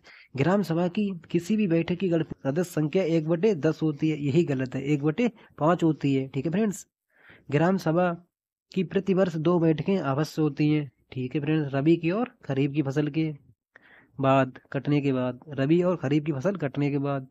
ग्राम सभा की 2 कार्यकारी संस्थाएं होती हैं, ठीक है फ्रेंड्स। इसके सदस्यों में गांव के सभी वयस्क पंजीकृत व्यक्ति होते हैं, ठीक है फ्रेंड्स। तो आपको ये याद रखना है। ग्राम सभा किसी बैठक के लिए गण पूर्ति की संख्या 1/5 होती है। कितनी होती है? 1/5 होती है, याद रखना फ्रेंड्स। नेक्स्ट, मतदाता सूची का रख रखाव और संरक्षण किसके प्राधिकार में होता है? किसके अधिकार में होता है, बताइए फ्रेंड्स। ये होता है निर्वाचन पंजीयन अधिकारी द्वारा, निर्वाचन पंजीयन अधिकारी द्वारा, याद रखना। राज्य सरकार के आदेशानुसार ग्राम पंचायत की मतदाता सूची की एक प्रति निर्वाचन पंजीयन अधिकारी द्वारा प्रमाणित कर अपने कार्यालय में रखी जाती है, ठीक है फ्रेंड्स, याद रखना। अब बढ़ते हैं आगे।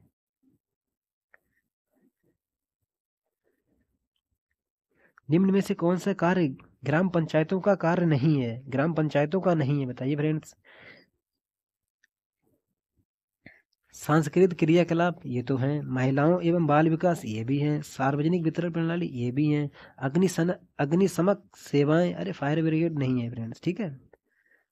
तो पंचायतों के कार्यों में सांस्कृतिक क्रियाकलाप, महिला और बाल विकास, सार्वजनिक वितरण प्रणाली शामिल है, जबकि अग्निशमन सेवाएं 12वीं अनुसूची के तहत नगर पंचायतों का कार्य है, ठीक है। कहते नहीं नगर पंचायत में फायर ब्रिगेड, तो ये ग्राम पंचायत में नहीं है, ठीक है फ्रेंड्स। आगे बढ़ते हैं। देखिए फ्रेंड्स, 11वीं अनुसूची में शामिल है, 11वीं अनुसूची में शामिल है, ये बताइए फ्रेंड्स। गंदी बस्ती सुधार और प्रिन्योन, गंदी बस्ती सुधार, ये याद रखना फ्रेंड्स। आपको लगेगा ये गांव से, बट गांव से नहीं है ये, गंदी बस्ती सुधार, ठीक है। सड़कें और पुल 11वीं अनुसूची में ये विषय नहीं है, ठीक है। गंदी बस्ती सुधार ये 11वीं अनुसूची में नहीं है, और सड़कें व पुल 11वीं अनुसूची में नहीं है। निर्धनता, नगरीय निर्धनता, फिर तो ये तो नगर की बात कर रहा है, ये भी नहीं है, ठीक है। गरीबी उन्मूलन, ये है, गरीबी उन्मूलन, ये 11वीं अनुसूची में शामिल है। गंदी बस्ती सुधार और सड़कें और पुल, नगरीय निर्धनता उन्मूलन, ये 12वीं अनुसूची के विषय हैं, जबकि 11वीं अनुसूची के विषय में गरीबी उन्मूलन कार्यक्रम शामिल है, ठीक है फ्रेंड्स। देखते हैं नेक्स्ट क्वेश्चन। पंचायती राज व्यवस्था उत्तर प्रदेश के अंतर्गत शामिल है, बताइए फ्रेंड्स। ग्राम पंचायत, क्षेत्र पंचायत, जिला पंचायत, ये सभी हैं। ये कॉमन क्वेश्चन है ना फिर, ये सभी हैं। आगे बढ़ते हैं। उत्तर प्रदेश ग्राम पंचायत समिति का गठन किस नियमावली के अनुरूप होता है? बताइए फ्रेंड्स। उत्तर प्रदेश ग्राम पंचायत समिति का गठन किस नियमावली के अनुरूप होता है? तो नियमावली याद रखना आपको, 2002। 2002 उत्तर प्रदेश ने 13 दिसंबर 2002 को, अगर हो सके तो डेट भी याद कर लो, 13 दिसंबर 2002 को ग्राम पंचायत समिति संबंधी नियमावली जारी की है। इससे संबंधित अधिसूचना वर्ष 1999 में जारी की गई थी। ठीक है फ्रेंड्स, तो आप याद रखना 13 दिसंबर 2002। देखते हैं नेक्स्ट क्वेश्चन। ग्राम पंचायत समितियों में ग्राम पंचायत सदस्यों का चुनाव किस माध्यम से किया जाता है? बताइए फ्रेंड्स। सर्वसम्मति से, हाथ उठाकर, मतदान द्वारा, ये सभी से होता है। ठीक है फ्रेंड्स, सभी से होता है। दिए गए विकल्पों में से किसी एक माध्यम द्वारा समिति में सदस्यों का चुनाव किया जाता है। समिति के गठन के उपरांत ग्राम प्रधान उसी बैठक में गठित समितियों की घोषणा करता है। ठीक है फ्रेंड्स, आगे बढ़ते हैं। उत्तर प्रदेश में कितनी ग्राम पंचायत समितियां निर्धारित की गई हैं? ये तो कॉमन क्वेश्चन है फ्रेंड्स। कितनी है? 9। वो कितनी है? 6। ठीक है फ्रेंड्स, कितनी है? 6। अब ये 6 के 6 आपको याद भी रखनी है, मैंने पीछे भी पढ़ाई थी, एक बार फिर देखिएगा। नियोजन एवं विकास समिति, नियोजन एवं विकास समिति, शिक्षा समिति, निर्माण कार्य समिति, स्वास्थ्य एवं कल्याण समिति, प्रशासनिक समिति और जल प्रबंध समिति, जल प्रबंध समिति। वहीं देखते हैं फ्रेंड्स, पंचायत समिति में शिक्षा समिति का सभापति कौन होता है? पंचायत समिति में शिक्षा समिति का सभापति कौन होता है? ये होता है प्रधान। कौन होता है फ्रेंड्स? प्रधान। याद रखना, ये 6 समितियों में 3 समितियों का प्रधान जो होता है वो सभापति प्रधान होता है फ्रेंड्स। याद रखना, 6 समितियों में से 3 समितियों का सभापति प्रधान होता है। तो वो ग्राम पंचायत द्वारा निम्नलिखित में से किस प्रकार के कृत्यों का संपादन किया जाता है? ग्राम पंचायत द्वारा निम्नलिखित में से किस प्रकार के कार्यों का संपादन किया जाता है? बताइए फ्रेंड्स। कृषि, जिसके अंतर्गत कृषि विस्तार भी है। ठीक है। भूमि विकास, भूमि सुधार का कार्यान्वयन, चकबंदी और भूमि संरक्षण, ये भी ठीक है। लघु सिंचाई, जल व्यवस्था और जल अच्छादन विकास, ये भी ठीक है।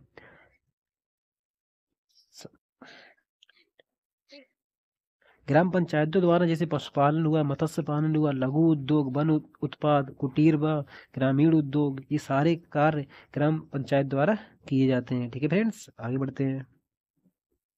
पंचायत क्षेत्रों के लिए विकास योजना प्रतिवर्ष किसके द्वारा तैयार की जाती है? पंचायत क्षेत्रों के लिए विकास योजना प्रतिवर्ष किसके द्वारा तय की जाती है? बताइए फ्रेंड्स। ग्राम पंचायत द्वारा। किसके द्वारा? ग्राम पंचायत द्वारा। ठीक है फ्रेंड्स। ग्राम पंचायत प्रतिवर्ष पंचायत क्षेत्र के लिए एक विकास योजना तैयार करेगी और उससे संबंधित क्षेत्र पंचायत को ऐसे तैयार करना जिसके से विकास कार्य में बाधा ना आने पाए। ठीक है, आगे बढ़ते हैं। ग्राम पंचायत को किसके आदेश से उसके अधिकार सीमा से बाहर स्थित संस्थाओं को चंदा देने का अधिकार है? ये बताइए फ्रेंड्स। ये राज्य सरकार जब आदेश देगी ना, तभी ग्राम पंचायतें जो हैं अपने सीमा क्षेत्र से बाहर संस्थाओं को चंदा दे सकती हैं, राज्य सरकार की अनुमति के बाद। ठीक है फ्रेंड्स, आगे बढ़ते हैं। ग्राम पंचायत या भूमि प्रबंध समिति का कोई भी सदस्य किसकी अनुमति के बिना लाइसेंस, पट्टा आदि वितरित करने का प्रयत्न नहीं करेगा? कलेक्टर की। ठीक है फ्रेंड्स, कलेक्टर। देख रहे फ्रेंड्स, कलेक्टर। ग्राम पंचायत का कोई भी सदस्य कलेक्टर की अनुमति के बगैर किसी भी प्रकार के लाइसेंस, पट्टा, क्रय, ठीक है ना, तबादला संविदा आदि का वितरण जारी नहीं कर सकता है। तो इसके लिए अनुमति चाहिए कलेक्टर की। ठीक है फ्रेंड्स, आगे बढ़ते हैं। ग्राम सभा की बैठक से पहले के कर्तव्य नहीं है। ग्राम सभा की बैठक से पहले के कर्तव्य नहीं है। बताइए फ्रेंड्स। सरपंच के परामर्श से ग्राम सभा के एजेंडे को अंतिम रूप देना, ये तो ठीक है फ्रेंड्स। ग्राम सभा की बैठक की सूचना जारी करना, ये भी ठीक है। ग्राम सभा की पिछली बैठक के प्रस्ताव पर की गई कार्रवाई की रिपोर्ट पेश करना, ये नहीं है फ्रेंड्स। ठीक है, ये नहीं है। ग्राम सभा की मौजूदा बैठक से पहले एजेंडे की मंदों पर नोट्स तैयार करना, ये भी ठीक है फ्रेंड्स। ठीक है। निम्नलिखित में से कौन कौन से कार्य ग्राम पंचायत से संबंधित हैं? बताइए फ्रेंड्स। ग्राम पंचायत की बैठक की तारीख निश्चित करना, ये भी है। ग्राम विकास के लिए योजना बनाना, ग्राम विकास के लिए योजना बनाना। पंचायत द्वारा लगाए जाने वाले करों को जमा करने की तिथि निर्धारित करना, ये भी है। ठीक है फ्रेंड्स, ये सारे कार्य ग्राम पंचायत से संबंधित हैं। आगे बढ़ते हैं। लोकतांत्रिक राजनीतिक व्यवस्था में शासन को आम जनता को दरवाजे तक लाने का कार्य किसके द्वारा किया जाता है? बताइए फ्रेंड्स, किसके द्वारा किया जाता है? तो यहाँ पे ग्राम पंचायत द्वारा मत लगा देना फ्रेंड्स, ठीक है। ये किया जाता है पंचायती राज व्यवस्था के द्वारा, पंचायती राज व्यवस्था द्वारा। ठीक है फ्रेंड्स, लोकतंत्र की संकल्पना को अधिक यथार्थ में अस्तित्व प्रदान करने की दिशा में पंचायती राज व्यवस्था एक ठोस कदम है। इसके माध्यम से शासन को सामान्य जनता के दरवाजे तक लाया जाता है फ्रेंड्स। ठीक है, पंचायती राज व्यवस्था, आगे देखिए फ्रेंड्स, पंचायती राज व्यवस्था की प्राथमिक संस्था कौन सी है? तो ये है ग्राम सभा। कौन सी है? ग्राम सभा, ये प्राथमिक संस्था है। ग्राम सभा पंचायती राज व्यवस्था की प्राथमिक संस्था है। इसमें पंचायत क्षेत्र में सभी पंजीकृत मतदाता शामिल होते हैं। ठीक है फ्रेंड्स, बढ़ते हैं आगे।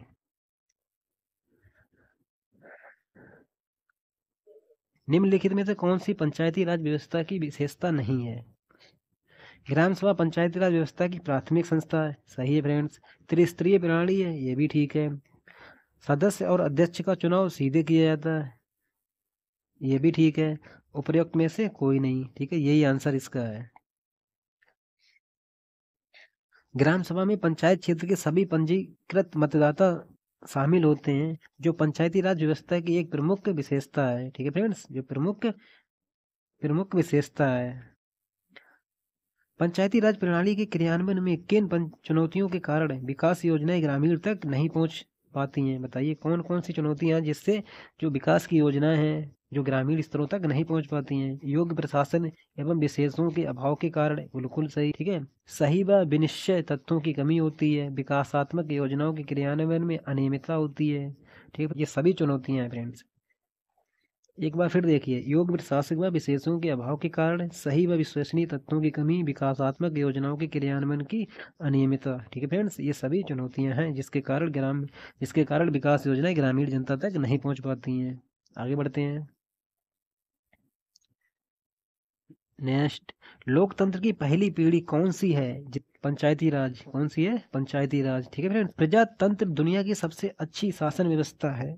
लोकतंत्र की पहली सीढ़ी पंचायती राज व्यवस्था है, जिसमें सत्ता का विकेंद्रीकरण होता है, जिसके कारण आम नागरिकों को सत्ता में भागीदारी का अवसर मिलता है। ठीक है फ्रेंड्स, आगे बढ़ते हैं। किस संविधान संशोधन द्वारा पंचायती राज को संवैधानिक दर्जा दिया गया? ये तो पता ही होगा फ्रेंड्स, 73वां संविधान संशोधन 1992। ठीक है फ्रेंड्स, आगे बढ़ते हैं। मैं पंचायती राज के प्रति पूर्णतः आशान्वित हूँ। मैं महसूस करता हूँ कि भारत के संदर्भ में ये बहुत कुछ भौतिक और क्रांतिकारी है। ये निम्नलिखित में से कथन किसका है? अब यहाँ पे गांधी जी मत लगाना फ्रेंड्स, ये है पंडित जवाहरलाल नेहरू का। पंडित जवाहरलाल नेहरू जी का ये कथन है। ठीक है फ्रेंड्स, मैं पंचायती राज व्यवस्था के प्रति पूर्णतः आशान्वित हूँ। मैं महसूस करता हूँ कि भारत के संदर्भ में ये बात बहुत कुछ भौतिक और क्रांतिकारी है। ये कथन पंडित जवाहरलाल नेहरू जी का है। ठीक है फ्रेंड्स, आगे बढ़ते हैं। सच्ची लोकशाही केंद्र में बैठे 20 आदमी नहीं चला सकते हैं। सच्ची लोकशाही केंद्र में बैठे 20 आदमी नहीं चला सकते हैं। वह तो जमीनी स्तर पर गांव के लोगों द्वारा चलाई जानी चाहिए। ये कथन तो आपको पता ही होगा, गांधी जी का है ये कथन गांधी जी का है। भारत विश्व का सबसे बड़ा लोकतंत्र है। भारत विश्व का सबसे बड़ा लोकतंत्र है। यहाँ की लगभग 70% जनसंख्या गांव में निवास करती है। गांधी जी ने लोकतांत्रिक विकेंद्रीकरण पर जोर दिया ताकि ताकि आम जनमानस को उनके अधिकार मिल सकें। ठीक है फ्रेंड्स, नेक्स्ट, संवैधानिक तौर पर बिहार, असम और मध्य प्रदेश में ग्राम सभा की बैठकें आयोजित करने का प्रावधान है। संवैधानिक तौर की बात की जा रही फ्रेंड्स, संवैधानिक तौर पर तो बिहार और असम और मध्य प्रदेश में 4 बार होती है फ्रेंड्स। कितनी होती है? 4 बार, आपको याद रखनी है, 4।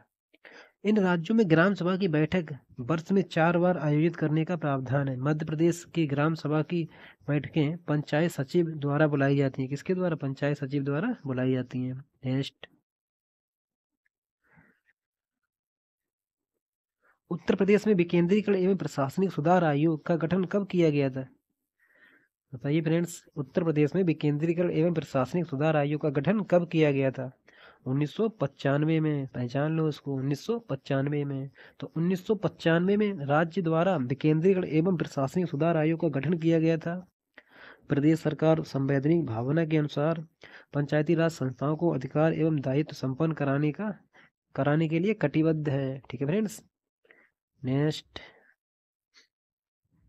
ग्राम पंचायत में ग्राम वार्डों से कितने चुने हुए सदस्य होते हैं जिन्हें पंच कहा जाता है? तो 17 7 याद रखना है। कितने याद रखना है? 7 17 7 17 7 रहना, नहीं तो खतरा हो जाएगा। तो 7 17, ठीक है। एक ग्राम पंचायत में ग्राम वार्डों से चुने हुए 7 से 17 सदस्य होते हैं जिन्हें पंच कहा जाता है। ठीक है फ्रेंड्स, आगे बढ़ते हैं। 2011 की जनगणना के अनुसार भारत में गांव की कुल संख्या कितनी है? गांव की कुल संख्या कितनी है? तो आपको याद रखना है 6,40,000। कितनी है फ्रेंड्स? 6,40,000। डायरेक्ट याद कर लो, इसमें कुछ है ही नहीं। नेक्स्ट देखिए फ्रेंड्स, भारत में अधिकांश ग्राम किस रूप में पाए जाते हैं? अकेंद्रीकृत हैं, मतलब केंद्रीकृत नहीं है, और छिटपुट गांव है। कैसे हैं? छिटपुट गांव है और अकेंद्रीकृत गांव है। ठीक है फ्रेंड्स। भारत में ग्रामों के अकेंद्रीकृत, विस्तृत, छिटपुट ग्राम के रूप में वर्गीकृत किया जाता है। अकेंद्रीकृत ग्रामों में सभी घर एक इकाई के रूप में एक जगह समूह में रहते हैं। ऐसे घरों के चारों ओर कृषि वाली जमीन होती है। ठीक है फ्रेंड्स, आगे बढ़ते हैं। ग्रामीण सामाजिक संरचना के कौन से बुनियादी घटक हैं? ग्रामीण सामाजिक संरचना के कौन से बुनियादी घटक हैं? बताइए फ्रेंड्स। ग्रामीण समुदाय, जाति, परिवार, ये सभी हैं फ्रेंड्स। ठीक है फ्रेंड्स, ये सभी हैं। ग्रामीण समुदाय, परिवार, जाति ग्रामीण सामाजिक संरचना के बुनियादी घटक हैं और ग्रामीण क्षेत्रों के लोगों के आर्थिक एवं सामाजिक जीवन को आपस में जोड़ते हैं। नेक्स्ट देखिए फ्रेंड्स, किस वर्ष गांव को आत्मनिर्भर एवं संपन्न बनाने के उद्देश्य से ग्राम पंचायत क्षेत्रों में कृषि उत्पादन एवं कल्याण उप समितियों का गठन ग्राम स्तर पर किया गया था? बताइए फ्रेंड्स, ग्राम स्तर पर किया गया था।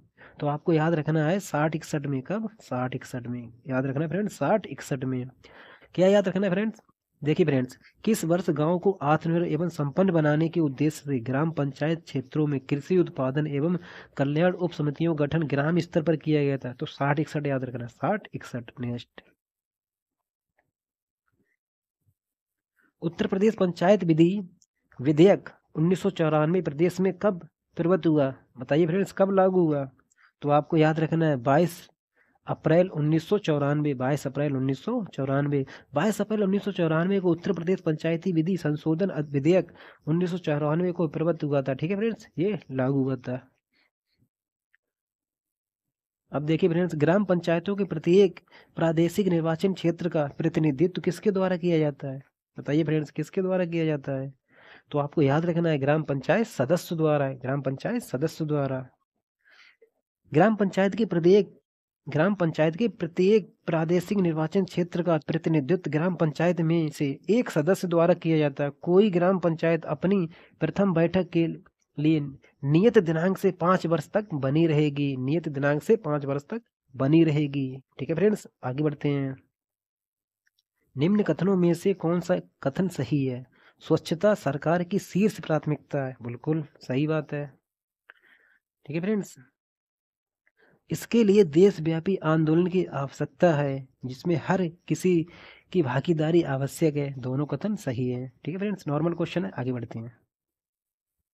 देखिए फ्रेंड्स, शक्तियां उत्तरदायित्व को लेकर पंचायतों से संबंधित कौन से कथन सत्य हैं? बताइए फ्रेंड्स। आर्थिक विकास योजना एवं सामाजिक न्याय योजना तैयार करना। आर्थिक विकास योजना और सामाजिक न्याय योजना तैयार करना। संविधान की 11वीं अनुसूची में दिए गए 29 विषयों के उपबंध में आर्थिक विकास एवं सामाजिक न्याय की योजनाओं का क्रियान्वयन करना। ये भी ठीक है फ्रेंड्स। ठीक है फ्रेंड्स, उचित कर, शुल्क, टोल और शुल्क लगाना और एकत्र करना, ये भी फ्रेंड्स शक्तियाँ और उत्तरदायित्व के अंतर्गत आता है। ठीक है फ्रेंड्स, ये तीनों कथन सही हैं। एक बार फिर पढ़ता हूँ फ्रेंड्स, शक्तियाँ और उत्तरदायित्व को लेकर पंचायतों में संबंधित कथन कौन से सत्य हैं? आर्थिक विकास योजना एवं सामाजिक न्याय योजना तैयार करना, संविधान की 11वीं अनुसूची में दिए गए 29 विषयों के संबंध में आर्थिक विकास एवं सामाजिक न्याय की योजनाओं का क्रियान्वयन करना, उचित कर, शुल्क, टोल और शुल्क लगाना और एकत्र करना, ये सभी शक्तियां और उत्तरदायित्व हैं। ठीक है फ्रेंड्स, आगे बढ़ते हैं। देखिए फ्रेंड्स, प्रत्येक प्रादेशिक निर्वाचन क्षेत्र से जिला परिषद सदस्य पद पर कितने प्रतिनिधि निर्वाचित होते हैं? बताइए फ्रेंड्स, सिर्फ एक। कितने होते हैं? एक। क्वेश्चन तो डरा तो ऐसे रहता है, यानी क्या करेगा। प्रत्येक जिला परिषद सदस्य पद पर एक एक प्रतिनिधि निर्वाचित होता है। ठीक है फ्रेंड्स, एक एक प्रतिनिधि निर्वाचित होता है, याद रखना फ्रेंड्स। नेक्स्ट, जिला परिषद का कार्यकाल कितने वर्ष का होता है? आपको याद रखना है, 5 वर्ष का होता है। कितने वर्ष का होता है? 5 वर्ष का होता है।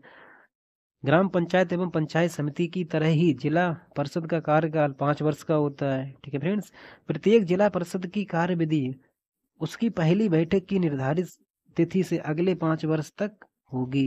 ठीक है फ्रेंड्स, आगे बढ़ते हैं।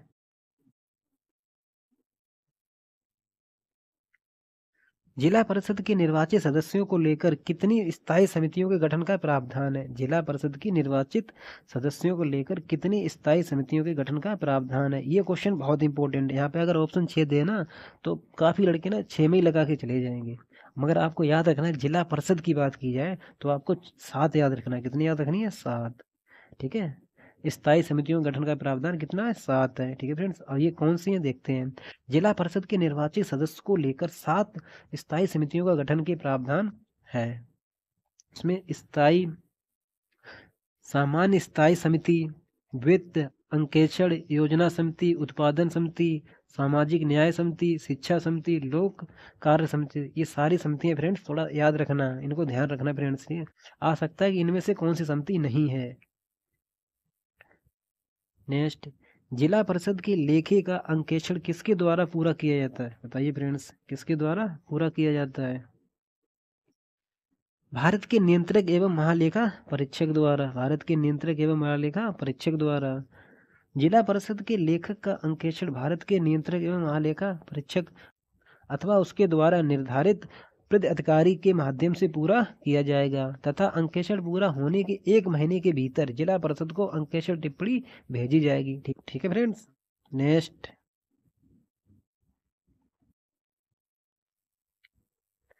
केंद्र सरकार द्वारा पंचायती राज संस्थाओं के सशक्तिकरण के लिए कुल कितने गोलमेज सम्मेलन आयोजित किए गए? बताइए फ्रेंड्स, कुल कितने गोलमेज सम्मेलन आयोजित किए गए जिससे ग्राम पंचायतों का सशक्तिकरण हो? तो ये है फ्रेंड्स 7। कितने हैं? 7। केंद्र सरकार द्वारा पंचायती राज संस्थाओं के सशक्तिकरण हेतु जुलाई से दिसंबर 2004 के बीच पंचायती राज से जुड़े विभिन्न मुद्दों पर देश के विभिन्न भागों में कुल 7 गोलमेज सम्मेलन आयोजित किए गए। ठीक है फ्रेंड्स। नेक्स्ट देखिए फ्रेंड्स, भारत के तृणमूल स्तर की इकाई है, मतलब वही बात, भारत के तृणमूल स्तर की बात कर रहे हैं फ्रेंड्स। भारत के तृणमूल स्तर की इकाई है पंचायती राज। कौन है? पंचायती राज। पंचायती राज संस्था तृणमूल स्तर की इकाई है फ्रेंड्स। ठीक है, आगे बढ़ते हैं। नेक्स्ट, ग्राम पंचायतों की स्थायी समितियां में कम से कम और अधिक से अधिक सदस्यों संख्या कितनी हो सकती है? बताइए फ्रेंड्स, आपको याद रखना है 5, 3, 5। कितनी याद रखिए? 3, 5। 3, 5 करो बस, कुछ नहीं, 3, 5 याद रखो। ग्राम पंचायत की प्रत्येक स्थायी समिति में अध्यक्ष सहित कम से कम 3 और अधिकतम 5 सदस्य हो सकते हैं, और अधिकतम 5 सदस्य हो सकते हैं। नेक्स्ट फ्रेंड्स, ग्राम पंचायत अध्यक्ष अधिकतम कितनी ग्राम पंचायत समितियों का अध्यक्ष हो सकता है? ग्राम पंचायत अध्यक्ष मैंने बताया था आपको, ये 3। कितनी हो सकता है? 3। अब ये आप लिखना है फ्रेंड्स, कौन कौन सी 3 है। ग्राम प्रधान अधिकतम 3 समितियों का अध्यक्ष हो सकता है। बताइए फ्रेंड्स, वो 3 समितियां कौन सी हैं? जरा कमेंट बॉक्स में आंसर दीजिए फ्रेंड्स। ठीक है, आगे बढ़ते हैं।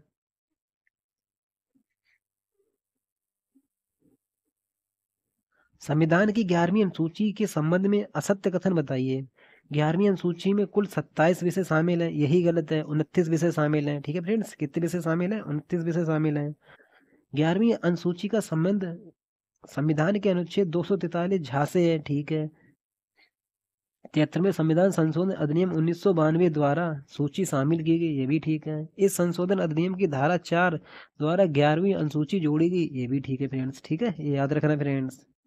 तो इसमें 29 विषय हैं, ना कि 27 विषय हैं फ्रेंड्स, ठीक। आगे देखिए फ्रेंड्स, कौन सम्मिलित है? पंचायतों का गठन 40 में, ये आपको पता ही होगा। पंचायतों का गठन 40 में। राज्य निर्वाचन आयोग, पंचायतों का गठन फ्रेंड्स 40 में दिया है। राज्य निर्वाचन आयोग 243 के टामे है। राज्य निर्वाचन आयोग 243 के टामे है। ये लगभग शायद पहला या दूसरा क्वेश्चन था। सार्वजनिक वितरण प्रणाली, ये 11वीं अनुसूची में बिल्कुल सही है। पंचायतों में आरक्षण 243 घामे है, ना कि चामे है फ्रेंड्स, तो याद रखना है फ्रेंड्स। पंचायतों का गठन 40 में है। राज्य निर्वाचन आयोग 243 टामे है। सार्वजनिक वितरण प्रणाली 11वीं अनुसूची में, वहीं आरक्षण की बात 243 घामे की गई। नेक्स्ट, अब आपको मिलान करना है फ्रेंड्स।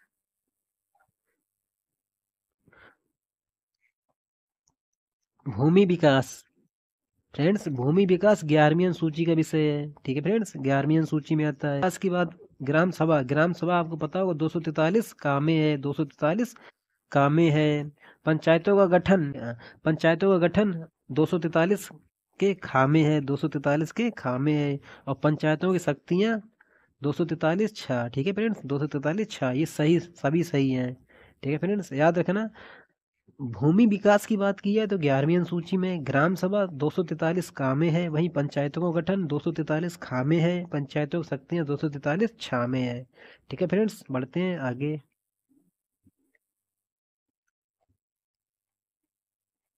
निम्नलिखित में से कौन पंचायत समितियों की सहायता से सभी ग्राम पंचायतों के बीच धन वितरण को नियंत्रित करता है? धन वितरण को नियंत्रित करता है। जिला परिषद कौन करता है? जिला परिषद। जिला परिषद पंचायत समितियों की मदद से सभी ग्राम पंचायतों के बीच धन वितरण को नियंत्रित करता है और यह जिला स्तर पर विकासात्मक योजनाएं बनाने के लिए जिम्मेदार है। जिला स्तर पर विकासात्मक योजनाएं बनाने के लिए जिम्मेदार है, ठीक है फ्रेंड्स, बढ़ते हैं आगे।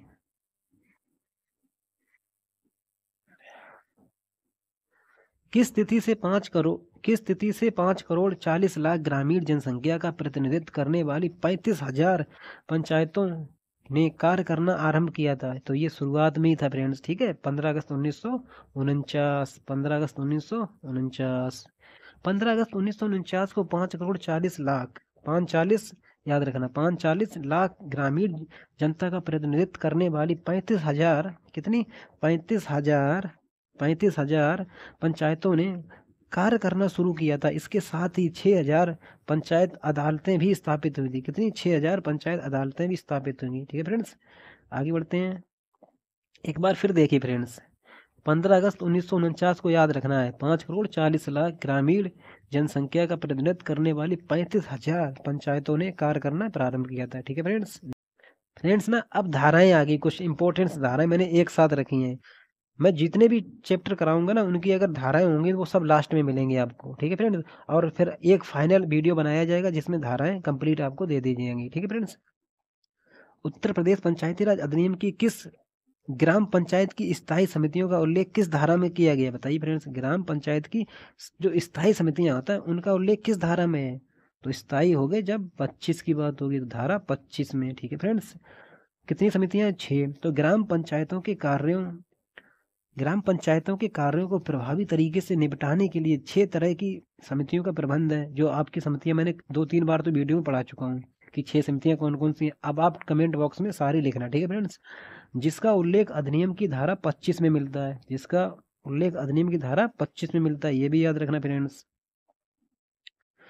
नेक्स्ट, ग्राम प्रधान से सवाल जवाब करने का अधिकार किसे प्रदत्त है? बताइए फ्रेंड्स, ग्राम प्रधान से सवाल जवाब करने का अधिकार किसे है? जो उनके सदस्य होंगे। तो ग्राम पंचायत सदस्य को। किनको है फ्रेंड्स? ग्राम पंचायत सदस्य को। ग्राम पंचायत सदस्य की भूमिका पंचायत में महत्वपूर्ण होती है। उसके पास ग्राम प्रधान से सवाल पूछने का अधिकार होता है। नेक्स्ट,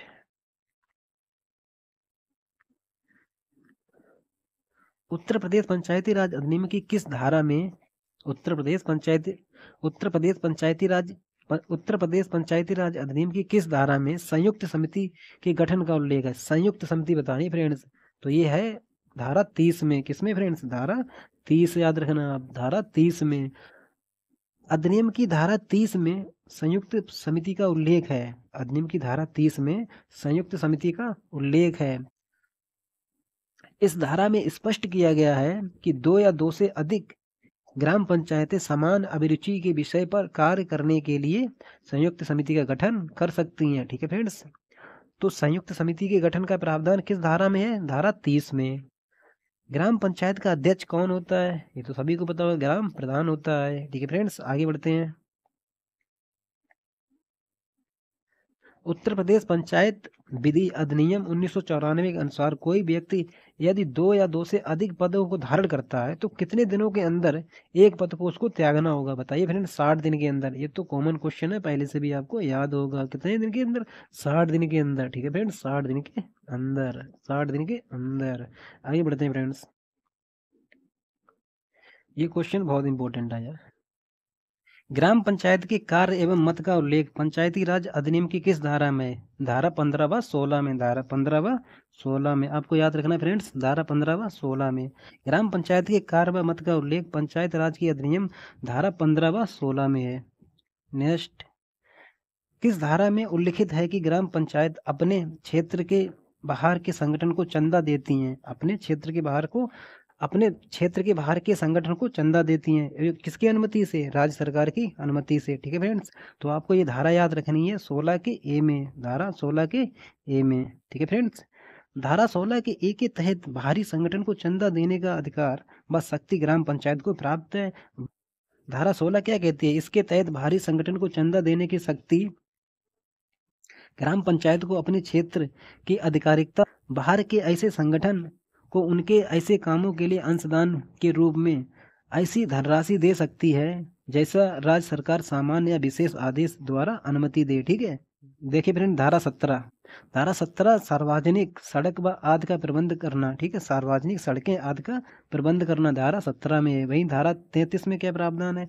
धारा 33 में ये प्रावधान है कि ग्राम पंचायतों द्वारा गांव की भूमि को अर्जित करना। ग्राम पंचायतों द्वारा गांव की भूमि को अर्जित करना धारा 33 में कहते हैं। 33 तो धारा 33 के तहत ग्राम पंचायतों द्वारा गांव की भूमि को अर्जित करना। ठीक है फ्रेंड्स, आगे बढ़ते हैं।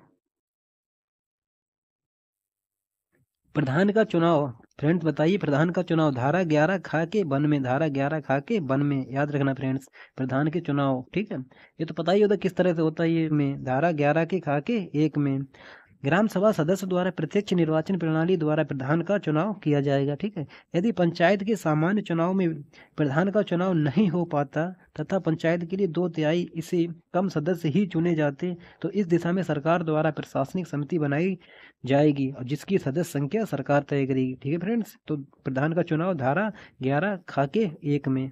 ठीक है फ्रेंड्स, आगे बढ़ते हैं। अब फ्रेंड्स वही जानते हैं, तो धारा 11 गा के वन में और वहीं प्रधान का बुझा जाता है। तो धारा 11 खा के वन में, पहले खा आएगा उसके बाद में गा आएगा। तो धारा 11 खा के वन में प्रधान का चुनाव है और उप प्रधान का चुनाव जो है वो धारा 11 गा के वन में। ठीक है, धारा 11 गा के वन में। उप प्रधान का चुनाव ग्राम पंचायत के सदस्यों द्वारा अपने में से ही किया जाएगा। ठीक है, जो अपने में से, उन्हीं में से एक उप प्रधान चुना जाएगा। यदि उप प्रधान का चुनाव ना हो पाए तो ऐसी स्थिति में नियत अधिकारी किसी सदस्य को उप प्रधान मनोनीत कर सकता है। ठीक है, तो ऐसी स्थिति में नियत अधिकारी किसी भी सदस्य को उप प्रधान मनोनीत कर सकता है। अब जानते हैं फ्रेंड्स, प्रधान का त्याग पत्र कहते नहीं, अब 18 साल के नहीं हुए चलो त्याग पत्र दो। यानी प्रधान का त्याग पत्र जो है ना फ्रेंड्स, वो धारा 18 में। धारा 18 में प्रधान स्वयं जिला पंचायत राज पदाधिकारी को लिखित रूप से अपने पद से त्याग पत्र दे सकेगा। ठीक है, यदि 7 दिनों के अंदर वह त्याग पत्र वापस नहीं लेगा तो अगले 7 दिनों बाद अगले दिन से ही त्याग पत्र स्वीकृत हो जाएगा। फिर इसकी बल्ले बल्ले फिर जाओ आप मौज करो जाके। ठीक है, ग्राम सभा की स्थापना किस में बात है? ग्राम सभा की स्थापना किस धारा में? तो 2G में। आपको याद रखना है हमारी ग्राम सभाएं कैसी हैं? 2G है ना। ग्राम सभा कैसी है? 2G। ग्राम सभा कैसी है? 2G। तो ग्राम सभा की स्थापना किस में? 2G में फ्रेंड्स। ठीक है, आगे बढ़ते हैं। अब ग्राम पंचायत की अगर बात की जाए फ्रेंड्स, देखो ग्राम सभा 2G में थी, और ग्राम पंचायत की बात की जाए तो ये 2H में है। ये किस में? 2H में ग्राम पंचायत, ठीक है। ग्राम पंचायत 2H और ग्राम सभा 2G, ठीक है फ्रेंड्स। और अगर आपसे पूछा जाए ग्राम सभा के कार्य किस धारा में, तो धारा 11(5) में, धारा 11(5) में याद रखना। सामाजिक कल्याण कार्यक्रमों के लिए स्वयं सेवक जुटाना और दान देना, सामुदायिक आधारित विकास कार्यक्रमों के क्रियान्वयन के लाभार्थी की पहचान करना, गाँव में विकास कार्यक्रमों के क्रियान्वयन में सहायता प्रदान करना, ठीक है। तो ग्राम सभा के कार्य जो है धारा 11(5) में है। वहीं ग्राम पंचायत की स्थापना 2H में है और ग्राम सभा की स्थापना 2G में है, ठीक है फ्रेंड्स। आगे बढ़ते हैं। धारा 15 क्या कहती है फ्रेंड्स? धारा 15 में क्या है? ग्राम पंचायत के कार्यों को निर्धारित करती है।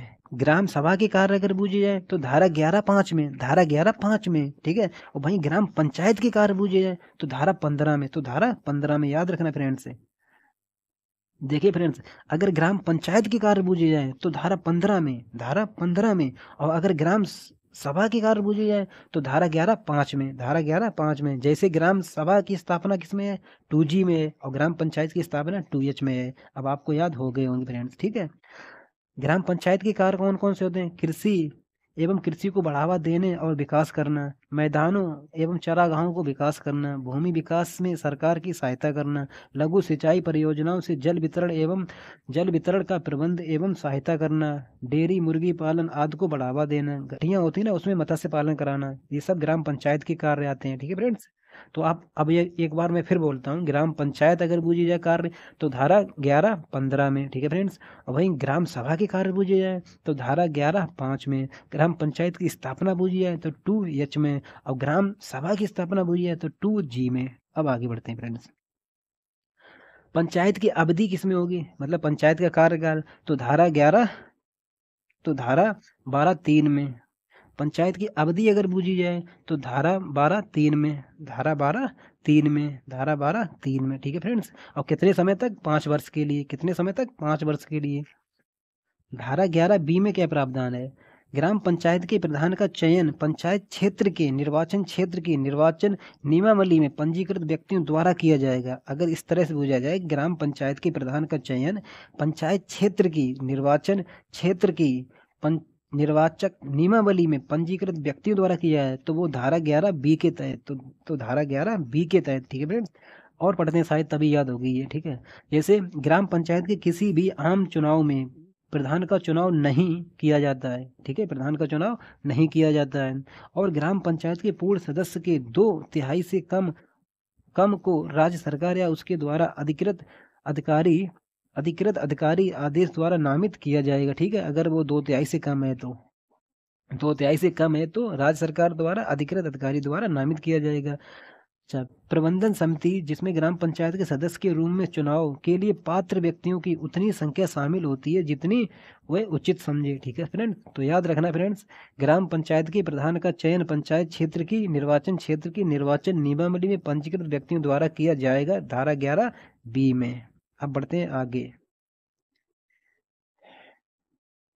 धारा 11(B) के 6 में क्या है? वो धारा 11(B) थी, ठीक है। अब यहाँ पे है धारा 11(B)(6), धारा 11(B)(6। अगर आपको याद नहीं होती तो फ्रेंड्स ये कहीं नोट करिएगा, उसके बाद आप याद करिएगा। धारा 11(B) के 6 में क्या है? प्रधान के पद का कार्यकाल, देखिए फ्रेंड्स, यहाँ पे प्रधान की चयन की बात की जा रही थी और यहाँ पे प्रधान के कार्यकाल की बात की जाए तो धारा 11(B) के 6 में, धारा 11(B) के 6 में, ठीक है फ्रेंड्स, याद रखना।